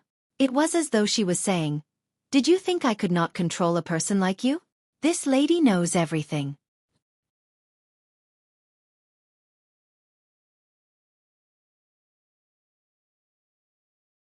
Chapter 35. Changing from Arrogance to Humility, 3. Seeing Gentle Snow smile with confidence, Feng was already snickering in silence. Sheep's wool comes from a sheep. If you wish to earn money, it was natural to obtain it from a wealthy person. A first-rate guild like Ouroboros was unquestionably an appropriate target. According to Feng's knowledge, the guild, Ouroboros, had already conquered over 10 virtual reality games. However, the appearance of God's Domain had shaken the virtual gaming world. It was dubbed as mankind's second world. It caused the collapse of many other virtual reality games. Afterward, countless companies started madly investing in God's Domain, nurturing their guild, growing their influence, and building their place in the virtual financial world. Naturally, Ouroboros also invested in God's Domain. They, too, wanted to share a bite of the countless assets. Also, Ouroboros was not just wealthy. It also had a great background. The number of experts working under Ouroboros exceeded over 1,000. These 1,000 men were famed as the god-slaying army in God's Domain. The existence of these 1,000 experts allowed Ouroboros to establish a large virtual empire. They unified over 80 cities in God's Domain that each had a population of over 1 million players. Ouroboros was a true tyrant in God's Domain. During Ouroboros' peak, it was the equivalent to the entire Star Moon Kingdom. As for Shadow, it had only established 10 cities that did not have populations exceeding 1 million players. In such a way, Ouroboros had become a peerless tyrant in the real world. Their position was truly unimaginable. It should be known that Star Moon Kingdom was a relatively large kingdom. Even amongst the hundreds present in God's Domain, it was at the upper middle ranks. One could clearly see Ouroboros' prowess when compared to it. How could Feng not wish to work with such a powerful guild? It was just the risk of working with Gentle Snow was too high. Because of her particular identity, the information she could get a hold of was just too great. Feng could not help but be cautious of her. It was why he intentionally revealed some hints, especially with the recipe for the basic strength potion. He wanted to see Gentle Snow's reaction. If she behaved in a bad way, Feng would naturally act ignorant and push all responsibility away. However, the present situation was undoubtedly the one Feng looked forward to the most. "Since you've already explained, my asking price isn't high. 20 silver coins." Feng calmly stated. To a small guild of current times, 20 silver coins would already be their entire fortune. Even a 100-man money farming group would need 2 to 3 days to collect such an amount. Zhao Yueru sucked in a cold breath, nearly jumping up when she heard Feng casually ask for 20 silver coins. She stared at Feng, furiously saying, "Why don't you just rob someone? That would be a faster way." I would do it if I could get that much money, Feng said with a smile. You should know there is a lot of skill books, weapons, and equipment for players inside the Deathly Forest. They can quickly increase the strength of players. If you could conquer the Deathly Forest a step earlier, the benefits it would bring towards future developments go without saying. Can't you make it a little cheaper? 20 silvers? Even we, Ouroboros, can't simply take out that much money. Zhao Yueru thoroughly disliked Feng now. However, when she thought about the importance of the Deathly Forest, she still used a softer tone to speak to Feng. Sorry, but no negotiations. If you don't agree to it, then I can only consider working with some other guild. Feng remained firm with his decision. He had been very sincere in dealing with Gentle Snow. If it was still not possible, he could only consider the Assassin's Alliance. The Assassin's Alliance was wealthy and imposing. Before, they spent over 20 silvers to buy Feng's level 5 bronze shield. I understand. 20 silvers then. However, we need some time to collect the money. After all, our Ouroboros area of influence isn't in White River City, but at the capital, Star Moon City. There are only a few Ouroboros members close to White River City. Give me a day's time. Take these 7 silvers as a deposit. I will compensate you with 15 silvers a day later. Gentle Snow had never imagined Feng's appetite would be so great. 20 silvers was still a lot to her. However, the importance of clearing the Deathly Forest was too great. They had to grasp it as soon as possible. At the same time, Gentle Snow knew that silver coins were precious during the early periods of the game. Hence, she had given a little more to Feng as interest. All right. Here is the map of the Deathly Forest, and also the things you need to pay attention to when fighting against the boss. Feng also knew what Gentle Snow had said was true. Wanting to gather 20 silver coins would not be easy. Ouroboros did not have as great of influence in White River City as the Assassin's Alliance did. Feng sent mail to Gentle Snow containing detailed introductions to the Deathly Forest. With Gentle Snow's abilities, they should be able to clear normal mode easily. Gentle Snow looked at the strategy she received for the Deathly Forest. Her heart slightly shook only after a slight glance. She never imagined the Deathly Forest would be so horrifying. Just the number of paths available already numbered 36. 33 of them were dead ends. There was even a Night Ranger who moved based on opportunity. There was also a detailed description of the boss and when it would cast its skills. She definitely got more than 20 silvers worth of information. If she sent others to explore the paths bit by bit, the cost would exceed 20 silvers. Suddenly, another change occurred to Gentle Snow's perception of Feng. She felt Feng was not as simple as he seemed to be. He was certainly an expert. Only an expert could have such a profound understanding of the dungeon. However, Gentle Snow had no recollection of an expert swordsman like Feng. In 3 days Ouroboros is planning to enter the first level 5, 20-man dungeon, the Dark Moon Graveyard. I wonder if you will be interested in joining? Gentle Snow, beautiful eyes looked towards Feng as she invited him to the team dungeon. She already acknowledged Feng's strength. If Feng was with them, entering the team dungeon, they might have an easier time in it. From aside, Blackie looked at Feng with dumbstruck eyes. His admiration for Feng had already reached the level of worship. He never imagined Feng would be so awesome as to conquer the snow goddess in a few moves. The goddess even wished to invite him to raid a dungeon. How great of an honor was this? There were countless men who dreamt of raiding a dungeon with the snow goddess. However, Zhao Yueru became irritated after hearing Gentle Snow invite him. Feng was but a beta tester. At most, he had experienced God's domain a few more days than they did and had a deeper understanding of the Deathly Forest. However, the 20-man team dungeon had only opened after the game's official release. It did not exist during the beta test, so there was no way for Feng to know anything about it. Also, Feng wasn't some powerful expert. What point would there be in inviting him? He would just be wasting a slot in the dungeon. Feng entered a thought. There were a lot of good items that dropped from a 20-man dungeon. It had been particularly true for the Dark Moon Graveyard, which dropped a lot of worthwhile equipment for swordsmen. The attributes of the equipment from that dungeon were also much better than the ones obtained from wild bosses. However, Feng was not able to organize a 20-man party, so it wouldn't be a disadvantage to join Gentle Snow for a round. Alright, but leave a few spots for me. Also, all swordsman equipment and forging designs must belong to me, Feng answered with a nod. Can't you be a little more humble? Zhao Yueru looked at Feng, pouting. She felt Feng was going too overboard. If Gentle Snow had asked anyone else, they would have readily agreed, even going as far as to forego getting any equipment. Feng, however, even wanted priority over equipment. He was not courteous with them at all. Gentle Snow did not imagine Feng was truly different from the other people. He did not play around with his words. However, it was interesting that he would say whatever he wanted. Following which, Gentle Snow looked towards the party members behind Feng. Although they were noobs, their equipment was all of good quality. They could barely manage in the 20-man dungeon. Thus, Gentle Snow said, "Fine. Let's add each other as friends then. We'll be in touch when the time comes." "All right. You can just contact me a few hours before raiding the dungeon. I'll arrive on time." Feng accepted Gentle Snow's friend request.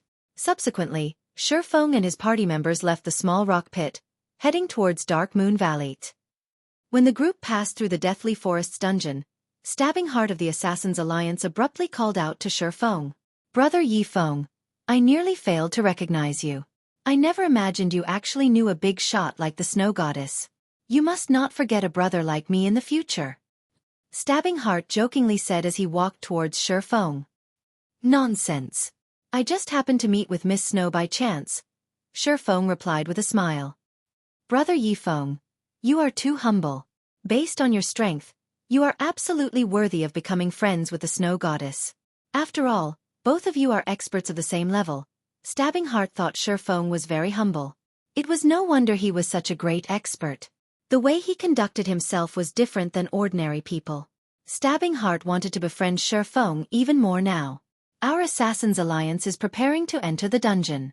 I wonder if Brother Yi Feng would be interested in joining us? Of course you can pick any of the equipment that you want." "You are too courteous, Brother Stabbing Heart. However, I still have some things to attend to.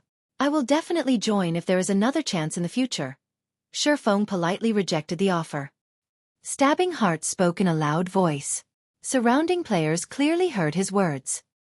At first, everyone thought of Feng as just a noob. His being called upon by the Snow Goddess was just due to luck. Even now, Stabbing Heart of the Assassin's Alliance wished to befriend Feng. Just what sort of situation was this? The Assassin's Alliance was a large guild that was famous throughout White River City. As the sub-leader of the guild's elite group, Stabbing Heart would not need to interact with normal players at all. However, he tried to befriend Feng. Feng had actually rejected him. Feng was just too domineering. If someone were to call Feng a noob, nobody would believe them. There was something strange about the situation. Everyone guessed that Feng must be a hidden expert that normal players did not know of. Otherwise, why would big shots try to meet Feng one after the other?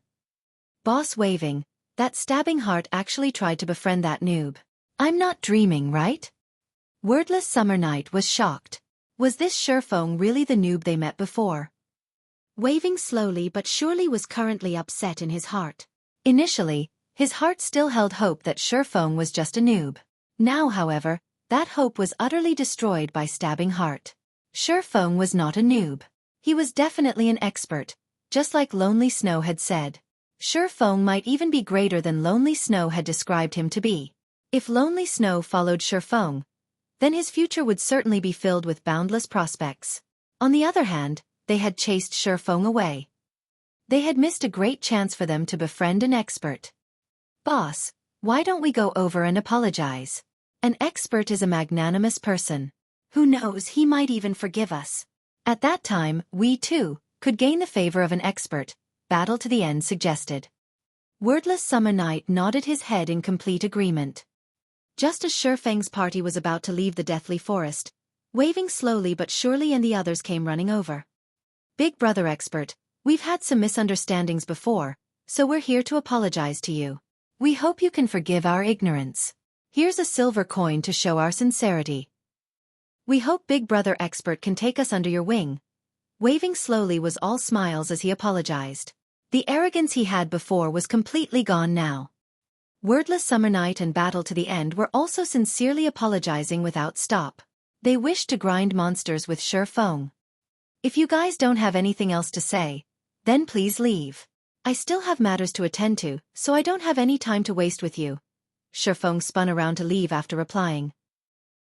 He did not mind one little bit in regards to waving slowly and the other's previous behavior. However, wanting him to carry them? Not a chance. As for Lonely Snow, he only shook his head in regards to waving slowly and the other's actions. If they had known that their actions would lead to such results today, maybe they wouldn't have acted so in the beginning. Watching Lonely Snow leave with Feng, wordless Summer curled his lips into a frown, saying in a sour tone, "Bah. What's there to be amazed about? In the future I, too, will become an expert." However, only waving slowly knew Lonely Snow would become successful in the future. He was already in a different world than them.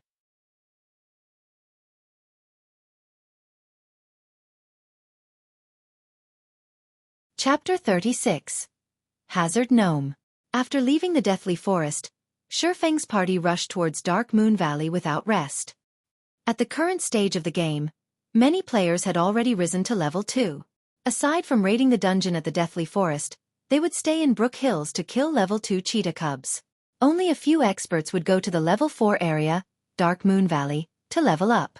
However, along with the increase in player levels, it wouldn't be long before Dark Moon Valley would become occupied. After spending over half an hour returning to Dark Moon Valley, the scene they met with was the same as what Feng expected. A few elite parties who were uninterested in the dungeon were currently killing level 4 kobolds that were wandering around the outer parts of the valley. These elite parties were quite skilled. They lured 2 or 3 monsters each time, with the shield warrior tanking in front and preventing the kobolds from closing in on their mage and healer. The healer was continuously healing from behind, barely maintaining the shield warrior's HP. Although it was taxing to grind in such a way, the gains from the fight were equally good. The 3 kobolds had dropped 2 coppers and some stone materials. In God's domain, only monsters level 3 and above would drop skill books and bronze equipment. Although the chance was only 10,000 to 1, it was still enough to cause players to go on wild goose chases. Currently, bronze equipment was very valuable. Even more so were skill books. With these enticements here, there would be many experts who would come forth, even if there was some danger involved. After taking a few glances, Feng turned and left towards the inner parts of the Dark Moon Valley. The other party members who were new to the Dark Moon Valley were very nervous. It was especially true when they saw the level 4 monsters scattered throughout the entire area. Their breaths became slightly hurried. However, Blackie was extremely calm when he saw these level 4 kobolds. After all, he had previously killed hundreds of them. He did not seem panicked, unlike the other party members. He simply followed Feng, entering the deeper regions of the valley. As for the elite parties, they could not help but be shocked when they saw Feng's party enter deep into the valley. They had never imagined the newcomer party would have such courage. There were very few players currently present in Dark Moon Valley. It had yet to be completely developed, so there were a lot of kobolds in the middle of the valley. The deeper one headed towards the center, the greater the number of kobolds. There would even be groups that consisted of 10 or more kobolds. Grinding monsters there was just too dangerous. The lowest number of kobolds they had to face was at least 4 or 5. It was not worth risking an unwarranted death. Unfortunately, these people did not know Feng was more insane than they previously thought. Feng did not just enter the deeper regions of the valley. Instead, he went towards the core of the Dark Moon Valley. There was a good location to grind monsters there. Not only was there a large number of monsters, but their respawn rate was quick as well. Most importantly, the drop rate therefore was high. Regarding understanding, Feng was like the local god of the area when it came to the Dark Moon Valley. Be it the location of the monsters, the number of monsters available, or their respawn time, Feng had spent countless hours researching in his previous life. His goal at that time was to increase the grinding speed of his party, all to improve his position within Shadow. Life was truly fascinating. Feng's sacrifice towards Shadow in his previous life had currently turned around to help himself instead. It could increase his own party's level more quickly, while at the same time guaranteeing him a steady supply of ore. Moving along the path of broken rocks, groups of 4 or 5 level 4 kobolds would occasionally appear. However, it was just a small matter with the equipment of Feng's party. Looking at the party's guardian knight, Kola, be it with HP or defense, he could easily tank 4 kobolds at the same time. The healer, Drowsy Sloth, could maintain Cola's HP above 80% without wasting much effort. If Cola had let a monster past, then Lonely Snow would go up and push it back. As for the others, they would fervently deal damage. A simple sword strike from Feng could already deal over 100 damage, whereas Blackie's dark arrows could each deal 88 damage. The fight could not get any easier than this. Within moments, the 5 kobolds were all dealt with. Compared to the elite party outside, Feng's party was stronger by several folds. Feng simply picked up the stone materials and/or that dropped, then continuing deeper into the Dark Moon Valley. After spending over an hour moving forward, Feng's party had finally arrived in front of a mountain. The massive mountain was hundreds of meters in height. Kobolds no longer filled the area surrounding the mountain. Wandering gnomes had replaced them. These wandering gnomes each held a small shovel in their hands, using it to dig into the rock wall of the mountain. There were also quite a few gnome overseers that inspected the surrounding areas with a whip in hand. Brother Feng, the monsters here are just too numerous. Are we really going to grind here? Blackie's heart shook slightly when he took a look around. He discovered hundreds of wandering gnomes around the vast mountain. There was even a few level 5 gnome overseers. Compared to the groups of over 10 kobolds outside, this place was a literal battlefield. Cola also gulped down a mouthful of saliva, worriedly saying, "Party leader, I'm not trying to boast, but tanking 6 or 7 of them is my limit. I really can't manage this many monsters." It wasn't just Blackie or Cola. The others, as well, were apprehensive. Wandering gnomes occupied the entire mountain, and these gnomes were very close to each other. As long as they made a mistake while luring, then they would have to face off against hundreds of level 4 monsters. Such a large number of monsters was much scarier than the Lord rank felt. I know you guys can't fend all of them off. However, whoever said about letting any of you tank hundreds of gnomes? Feng rolled his eyes at his party members.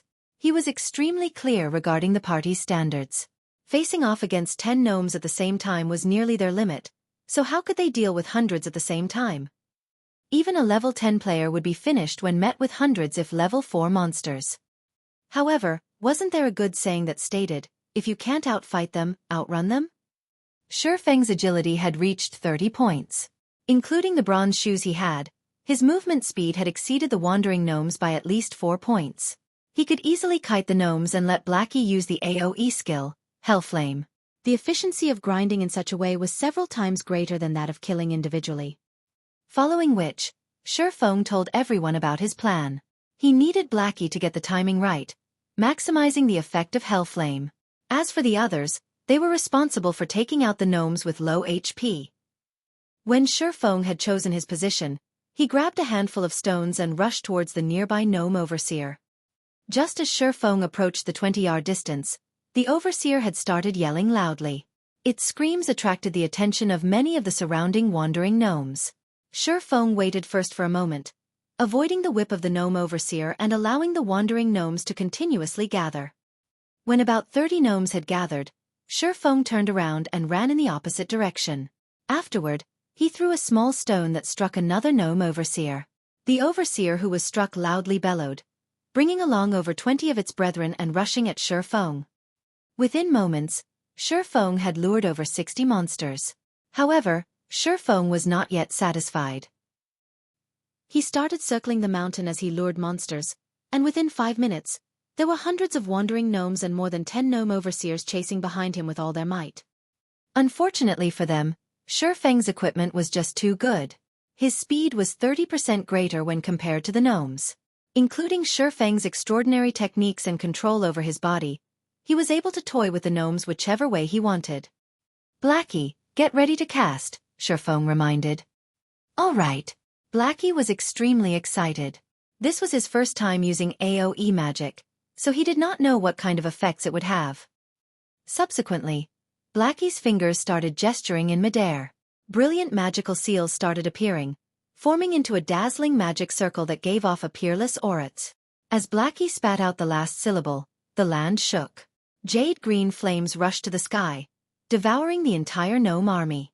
A field of damages over 100 had appeared.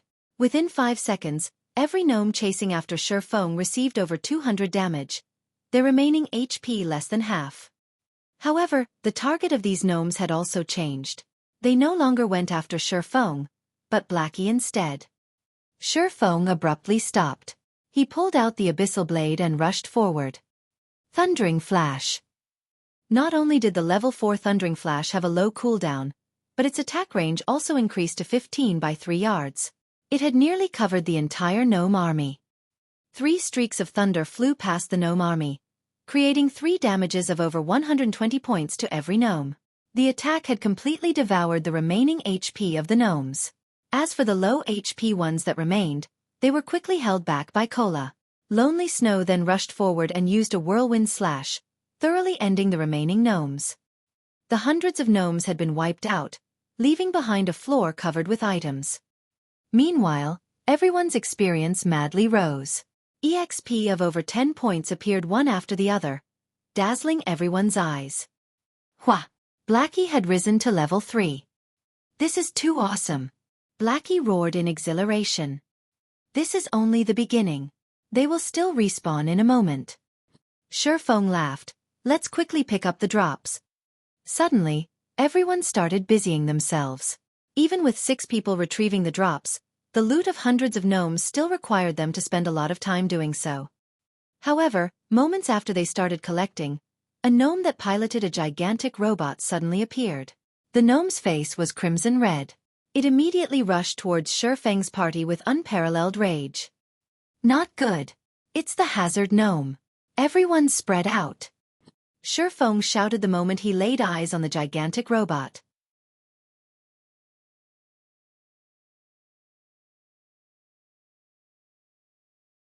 Chapter 37. Rocket Boots. The moment everyone saw the giant robot piloted by a midget gnome, they instinctively knew he was something very dangerous. After hearing Feng's reminder, they ignored the loot on the ground and immediately ran towards the forest without a shred of hesitation. Naturally, Feng would not stay behind either. The hazard gnome was a very dangerous monster. It was especially true when he first made his appearance.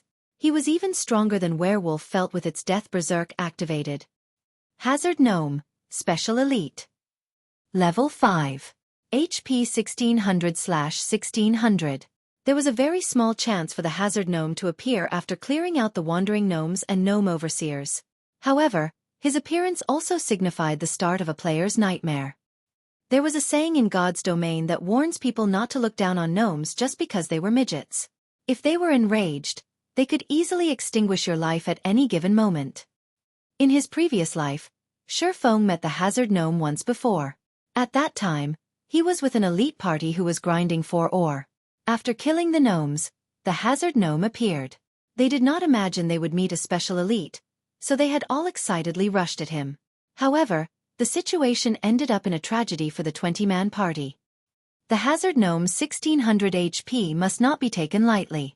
His defense was an abnormality, capable of reducing 80% of the damage he received. A level 4 berserker using an axe could only take 2 HP from the gnome. On the other hand, the hazard gnome's attacks were even more powerful. Everyone would get a free trip back to the city after he fired a burst of bullets. Although Feng's party had tried their best to run away, the hazard gnome's hatred for their evil deeds was clearly implacable. The rockets on the robot's back suddenly ignited. The steel machine that was over 3 meters tall rushed at high speed towards Feng's party. While being chased, Blackie attacked with his dark arrow as he ran. Although the arrow had struck the hazard gnome, it had only caused a meager -4 damage. Blackie's eyes widened when he saw the damage. He said in a dumbstruck manner, "Disgusting. If the robot wasn't protecting this gnome, I could one-shot him any time. Don't mind it for now and focus on running. Pay attention to dodging the bullets. As long as we are 1,200 yards away from the mountain, the hazard gnome will return." Feng never thought, just after a lecture from him, Blackie's skill would improve to the degree of being able to hit his target while moving. However, fighting head-on with the hazard gnome would be very foolish. Blackie understood Feng's intentions. He turned around and started chanting Evil Whip, binding the pursuing hazard gnome with 5 thorns and greatly reducing the gnome's speed. With this, everyone managed to gain quite a distance from the gnome. When the hazard gnome broke free from the 5 thorns, high damages of -23, -24, -23, -23, -24 suddenly appeared on his head. His HP had turned to 1479 within an instant. The damage caused by the evil whip was just ridiculous. Blackie was shocked. Before, his level 3 dark arrow had only dealt -4 damage. On the other hand, the evil whip had caused over 100 damage total.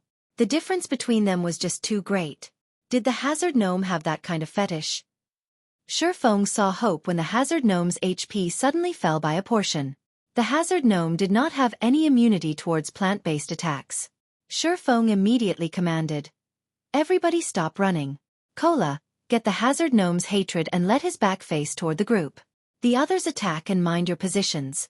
As long as the hazard gnome lifts up his gun, immediately dodge the muzzle. Blackie, attack immediately after Evil Whip's CD finishes. We have a chance to get rid of him." Whether they would live or die before they ran out of the 1,200-yard mark was an uncertainty. So why not fight it out? Who knows, they might even be able to get rid of this hazard gnome. In Feng's previous life, there were no players who killed the hazard gnome before. If they were to kill him now, something good might drop. Currently, the hazard gnome's hatred was targeted towards Blackie. However, Lonely Snow was a step ahead of the gnome, using charge on him. He used a whirlwind slash on the gnome, causing 3 points of damage. Although the damage was low, the momentary fainted state it caused gave Cola a chance to use Divine Strike, followed by Punishment. The 2 attacks caused -3, -2 damage, and the additional hatred they attracted had the hazard gnome locked onto Cola. The hazard gnome extended the electric saw on the robot's right arm, violently slashing at Cola. Cola blocked the attack with his shield. His body retreated 3 steps backward and a damage of -147 appearing above his head. Cola was shocked. When the next attack from the electric saw came, he hurriedly dodged and rolled to the side, avoiding the attack completely. Drowsy Sloth immediately healed Cola twice, returning close to 100 HP to Cola. Such fierce damage, Lonely Snow was shocked as well. He no longer dared to stay, turning around and running more than 10 yards away from the gnome. He would definitely die, even if he were only struck once by the electric saw. On the other hand, Feng was not afraid of him. He immediately arrived at the hazard gnome's back, using out a series of skills: Thundering Flash, Double Chop, and Chop. The occasional critical hit would also cause -16 damage. Compared to the others, Feng's damage was already very high. However, the hazard gnome only gave a look of contempt towards Feng's attacks. He continued using his electric saw to attack Cola. A series of fierce attacks had forced Cola to constantly retreat backward. His HP was continuously falling as well. Behind, Drowsy Sloth's healing could not keep up with the damage Cola was receiving. He could only watch as Cola inched closer to death. At the most crucial moment, Feng used Abyssal Bind. 9 pitch-black chains bound the hazard gnome, giving Cola a breather. Within the 3 seconds, the hazard gnome had only lost 7% of his HP after being barraged by everyone's attacks. The total damage the party dealt was not even the equivalent of a single evil whip from Blackie. When the 3 seconds had ended, the hazard gnome regained his freedom. The green-skinned gnome revealed a mocking smile on his face, his tiny hands moving around and manipulating buttons. The robot's arm holding the electric saw made a roundabout slash, creating a beautiful arc. Feng's entire person was sent flying. He smashed into a tree and lost 286 HP. Cola rushed up in a hurry, his HP having recovered by more than half. He used Divine Strike and Punishment once again, trying to pull back the hazard gnome's hatred.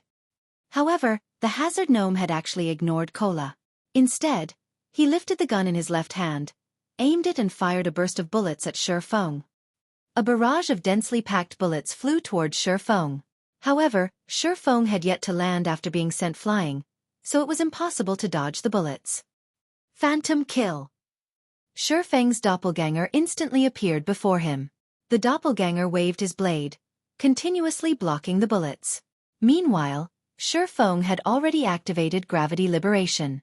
He jumped up to a treetop, avoiding the attack range of the hazard gnome. However, his doppelganger had already been killed. After finishing a cartridge of bullets, the hazard gnome started changing magazines. Afterward, He continued to rush at Feng. Everyone else could only continue attacking, shaving away the hazard gnome's HP bit by bit. However, Feng was not easy to hit after he activated gravity liberation. Feng also used the trees for protection. He was barely dodging the flying bullets as he continued kiting the gnome.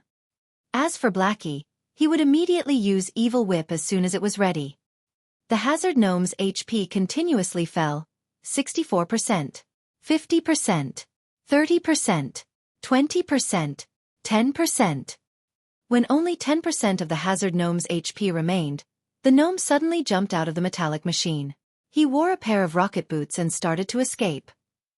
It can't be. Monsters can actually escape? Blackie watched as the hazard gnome ran, with extreme speed, to a location without people. The others were also shocked. They never imagined the gnome would have such a high intelligence.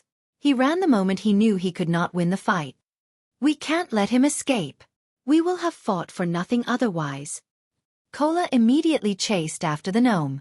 He had been bullied by the hazard gnome just a moment ago, so his heart was currently filled with anger. How could he let the hazard gnome escape after having taken advantage of them? You want to escape? Not a chance. Feng chased after him with Wind Blade. However, the hazard gnome was unperturbed. He sent Feng a mocking expression before pressing a button on his waist. The rocket boots spewed out large amounts of flames, ready to fly away.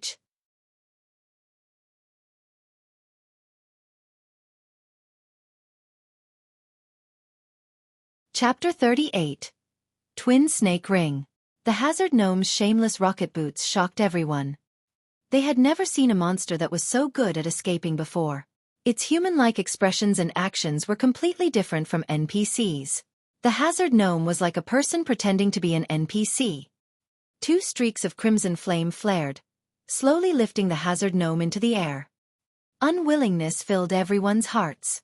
However, they could no longer stop it, but only watch the hazard gnome flee with their own eyes. The mages in the party were over 40 yards away from the hazard gnome. Lonely Snow as well was over 30 yards apart from it. It was not within the range of charge. Also, the faint effect of charge would become ineffective because the target was floating in midair. Only the movement speed increase would take effect.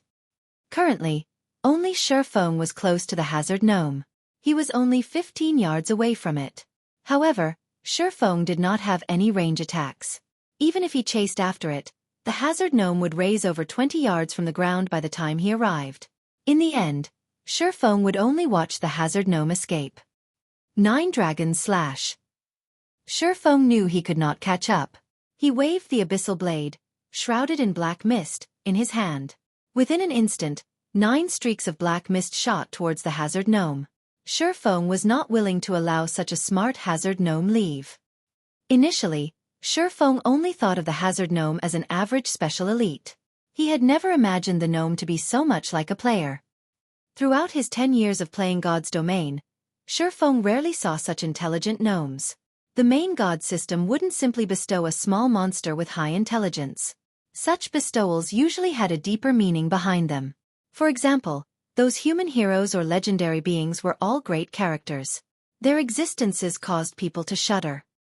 Although the intelligence of this hazard gnome did not reach the level of those heroes or legendary beings, he was still much smarter than a boss monster. There might even be unimaginable gains by killing it.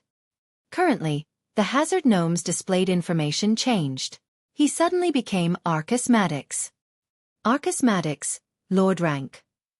Level 5. HP 600/600. Feng felt a sense of familiarity when he saw this name. It seems that he had heard of it before, yet he could not recall anything about it. However, the gnome only had 600 HP. Feng was confident he could kill the gnome with the 9 Dragon Slash. Just when the 9 sword shadows were about to pierce Arcus Maddox, the gnome took out a few steel balls from his small bag. He threw the balls at the phantoms of the Abyssal Blade. Brilliant sparks flared up the moment the 2 attacks came into contact. Hum, hum, hum.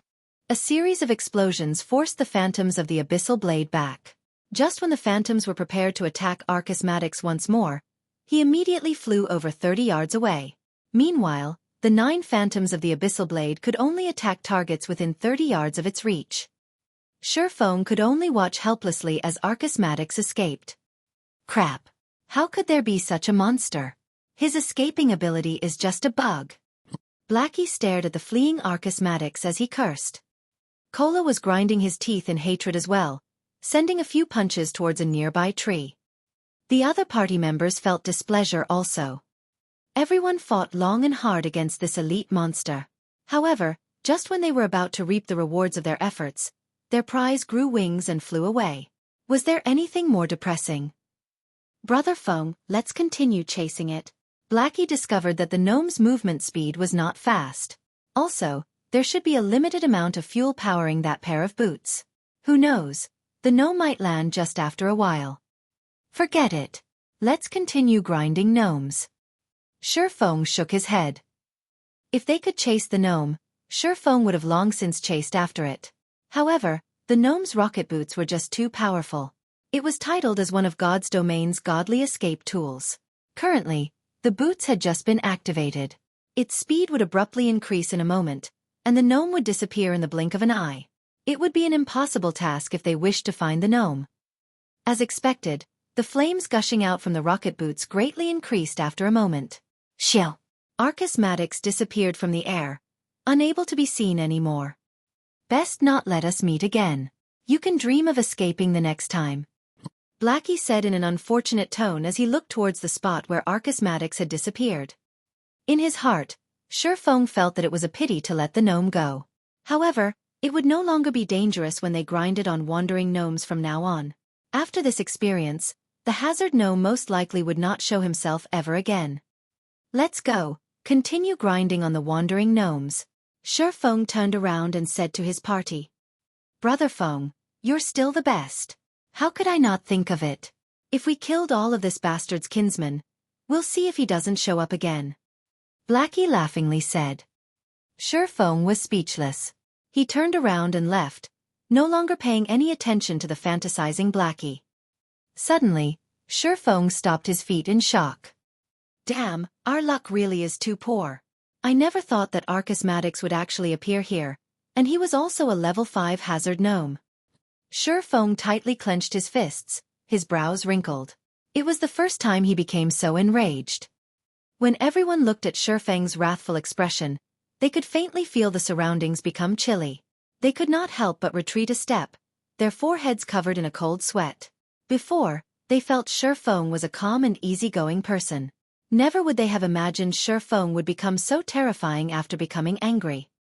The forest around them no longer seemed lively but more like a frozen hell, silent, cold, and dark.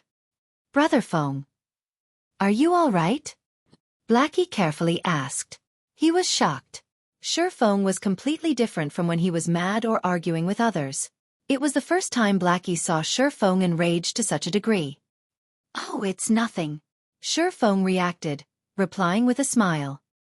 He stored back the dense killing intent into his heart. Such killing intent was slowly honed throughout the years Feng had played God's domain. Compared to the Tyrant Bear Cola of 10 years in the future, there was nothing special about Feng's killing intent. However, at present, it was considered unbearable for Blackie and the others. Feng finally recalled the name of Arcus Maddox. Arcus Maddox was a famous Grandmaster engineer within God's domain. 3 years after Arcus Maddox shocked the nation by creating the Sky Fortress, Twin Snake Ring, he had gone on to establish the Gnome Empire. With it, the new update Emergence of the New World also activated. At that time, countless superguilds started expeditions towards the fortress, Twin Snake Ring. However, all of them were annihilated, and Arcus Maddox was the cause of such a result. On the other hand, Feng was completely unaware of a great character had appeared right before his eyes. He also lost the chance to kill Arcus Maddox, so how could Feng not be enraged? Party leader, there's a box here. Did it drop from Arcus Maddox during the explosions? Gluttonous Mouse, who had been silent all this while, asked as he picked up a small metallic box from the grass. Feng received the box and took a look at it. He discovered the words Arcus Maddox carved onto the metallic box. Shortly after Feng opened the box, he said suddenly with a laugh, "Great. Good job, Mouse. With this, we didn't fight for nothing after all." When the group saw Feng in a happy mood, they knew the item must be very precious, as common items were nothing in Feng's eyes. As to wanting the item for themselves, none of them ever had such thoughts. They had long since made Feng their idol, and being able to aid their idol naturally made them happy. Let's do it this way. You guys stay here to grind and level up. I still have something that needs to be done. Notify me when you have all reached level 4. Feng kept the metallic box and hastily made the arrangements. Nobody could help him with the following matter. Only Feng was able to proceed. Everyone felt reluctant when they heard Feng's command. However, hearing Feng have plans for them after they reached level 4, their anticipation grew as they abided Feng's arrangements. Subsequently, Feng left the deeper regions of the Dark Moon Valley. The party had Blackie's AoE skill. Killing 7 or 8 gnomes at a time was no problem at all, and their leveling speed was at least 2 or 3 times faster than the other parties. On the other hand, what Feng needed to do was to utilize this metallic box, and to forward the first step of his plans in God's domain.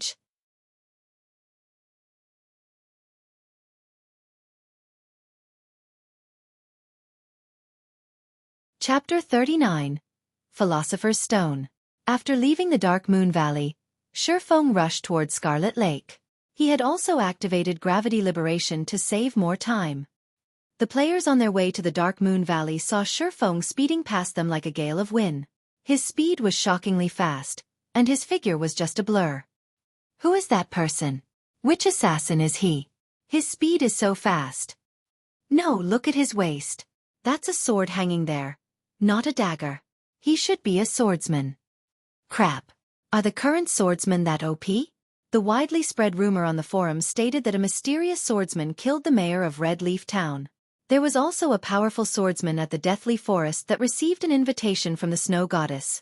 I would have played as a swordsman if I had known about this earlier. Say, do you think they're the same person? Definitely not. I saw the swordsman that killed the mayor. That male swordsman was as big as a black bear. His arms alone were thicker than our thighs. He had forcefully killed that level 15 mayor. The players passing by started a discussion as they watched Feng depart. They were inwardly speechless towards the swordsman job.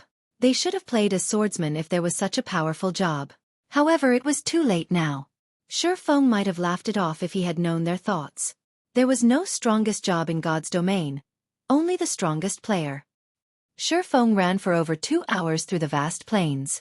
He activated gravity liberation over tens of times, escaping the pursuit of high-leveled monsters. He passed through the level 6 map, Wolfman's Ruins, and the level 8 map, Oro Fort, before arriving in the level 10 area, Scarlet Lake. Scarlet Lake was the playground of level 10 water elementals and little fishmen. Watching from a high location, Feng could see groups of little fishmen patrolling. The closer it was to the Scarlet Lake, the more there were of little fishmen. The central region of the Scarlet Lake was the nest of the little fishmen, whereas annoying water elementals filled the water of the lake. Due to the densely packed and large number of monsters in the Scarlet Lake, the little fishman's curse skill was extremely horrendous. It could absorb a player's attributes and turned it into their own. The longer they fought, the stronger they would become. They were extremely hard to kill. Including the fact that there were no quests here, there were rarely any players who would willingly come here to level up. However, Feng had to enter into the deeper regions of the Scarlet Lake. The metal box dropped by Arcus Maddox was extremely precious. If Arcus Maddox were to know it fell into Feng's hands, he would most likely bleed out in rage. There was a treasure map inside the box, and the treasure it hid was located at Scarlet Lake. Feng had played God's domain for over 10 years now. He had done extensive research regarding the history of God's domain. He truly did not think Arcus Maddox would have this treasure map. It was the record of a heaven-shaking secret. 900 years ago, alchemy master Molotov had created an item with all his effort. Wars were waged between the large countries in God's domain for this item. There were over 10 heroic figures that fought over it. However, this item became lost in the end, its whereabouts unknown. It had become an unsolved mystery in God's domain. Meanwhile, the treasure map in Feng's hands, by chance, recorded the location of this item. This item was the Philosopher's Stone. It was a sacred item for alchemy. If alchemists could obtain the Philosopher's Stone, then they would have the ability to transform stone into gold, amassing immense wealth. They would even be able to revive the dead, breaking the alchemy law of equivalent exchange. Who would have thought such a sacred item would be placed in such an unremarkable location as Scarlet Lake? However, the Scarlet Lake was still a dangerous place for Feng. After all was said, there was still a gap of 8 levels between Feng and the monsters here. With the suppression due to levels, Feng was not an opponent for the level 10 monsters, not to mention the attribute-stealing little fishmen. However, Feng could not help but take the risk. The earlier he obtained the Philosopher's Stone, the earlier his heart could be at ease. If he waited until he was level 7 or 8, someone else might claim the item. He wouldn't even be able to feel regret when that time came. Feng took out the metal box from his bag, carefully taking out the treasure map within it. He started researching it in detail. The marking on the treasure map was very clear. The treasure was located directly below the little fishman's nest. However, how would Feng be able to circle around all these little fishmen? The problem with the water elementals also needed to be solved. Although water elementals had low HP, they had a 60% immunity to physical attacks. They also had a movement speed reduction skill, so they were a headache for melee players. After observing for half an hour, Feng discovered that the little fishmen were not always on patrol. They would eventually take a break. Also, these little fishmen were only active by the lake's shores. They hardly ever enter the water, because once they entered it, their movement speed would sharply reduce by 60%. Feng could use this short rest period to rush into the lake, and once he was in it, the little fishmen would not be able to chase after him. As for the water elementals under the water, Feng could use the doppelganger of Phantom Kill to lure them away. Then, he could swim to the cavern below the little fishman's nest. If Feng did not operate through his plan properly, he would definitely die. If he died, his losses would not be minor. It was not the experience loss that was a problem, however. With his advantage as a reincarnated person, Feng could quickly recuperate the experience he lost.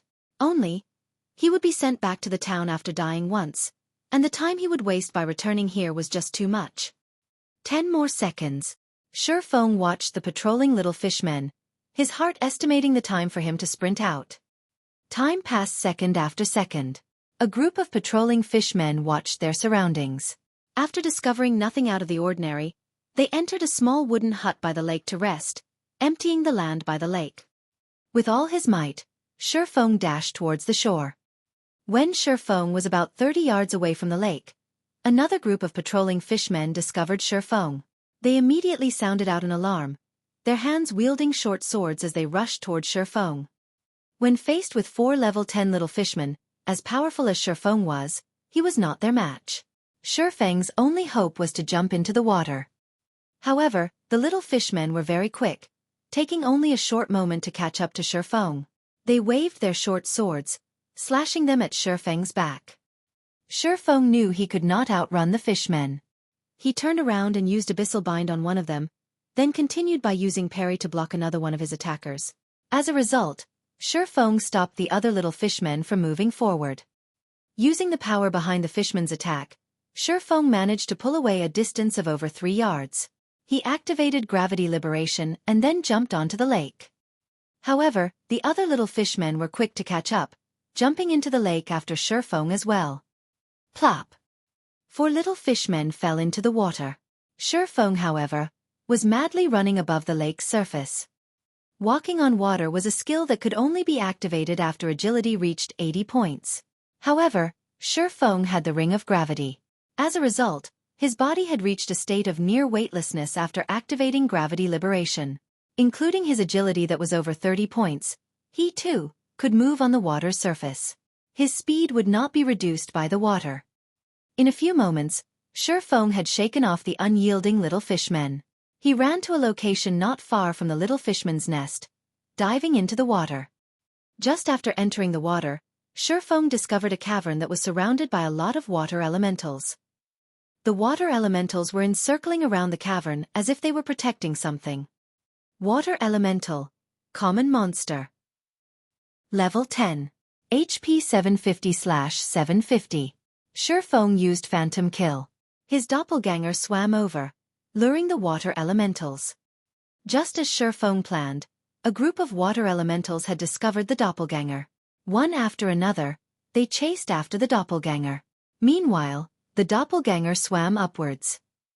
Although the water elementals had high movement speed underwater, it was an entirely different story when they were above ground.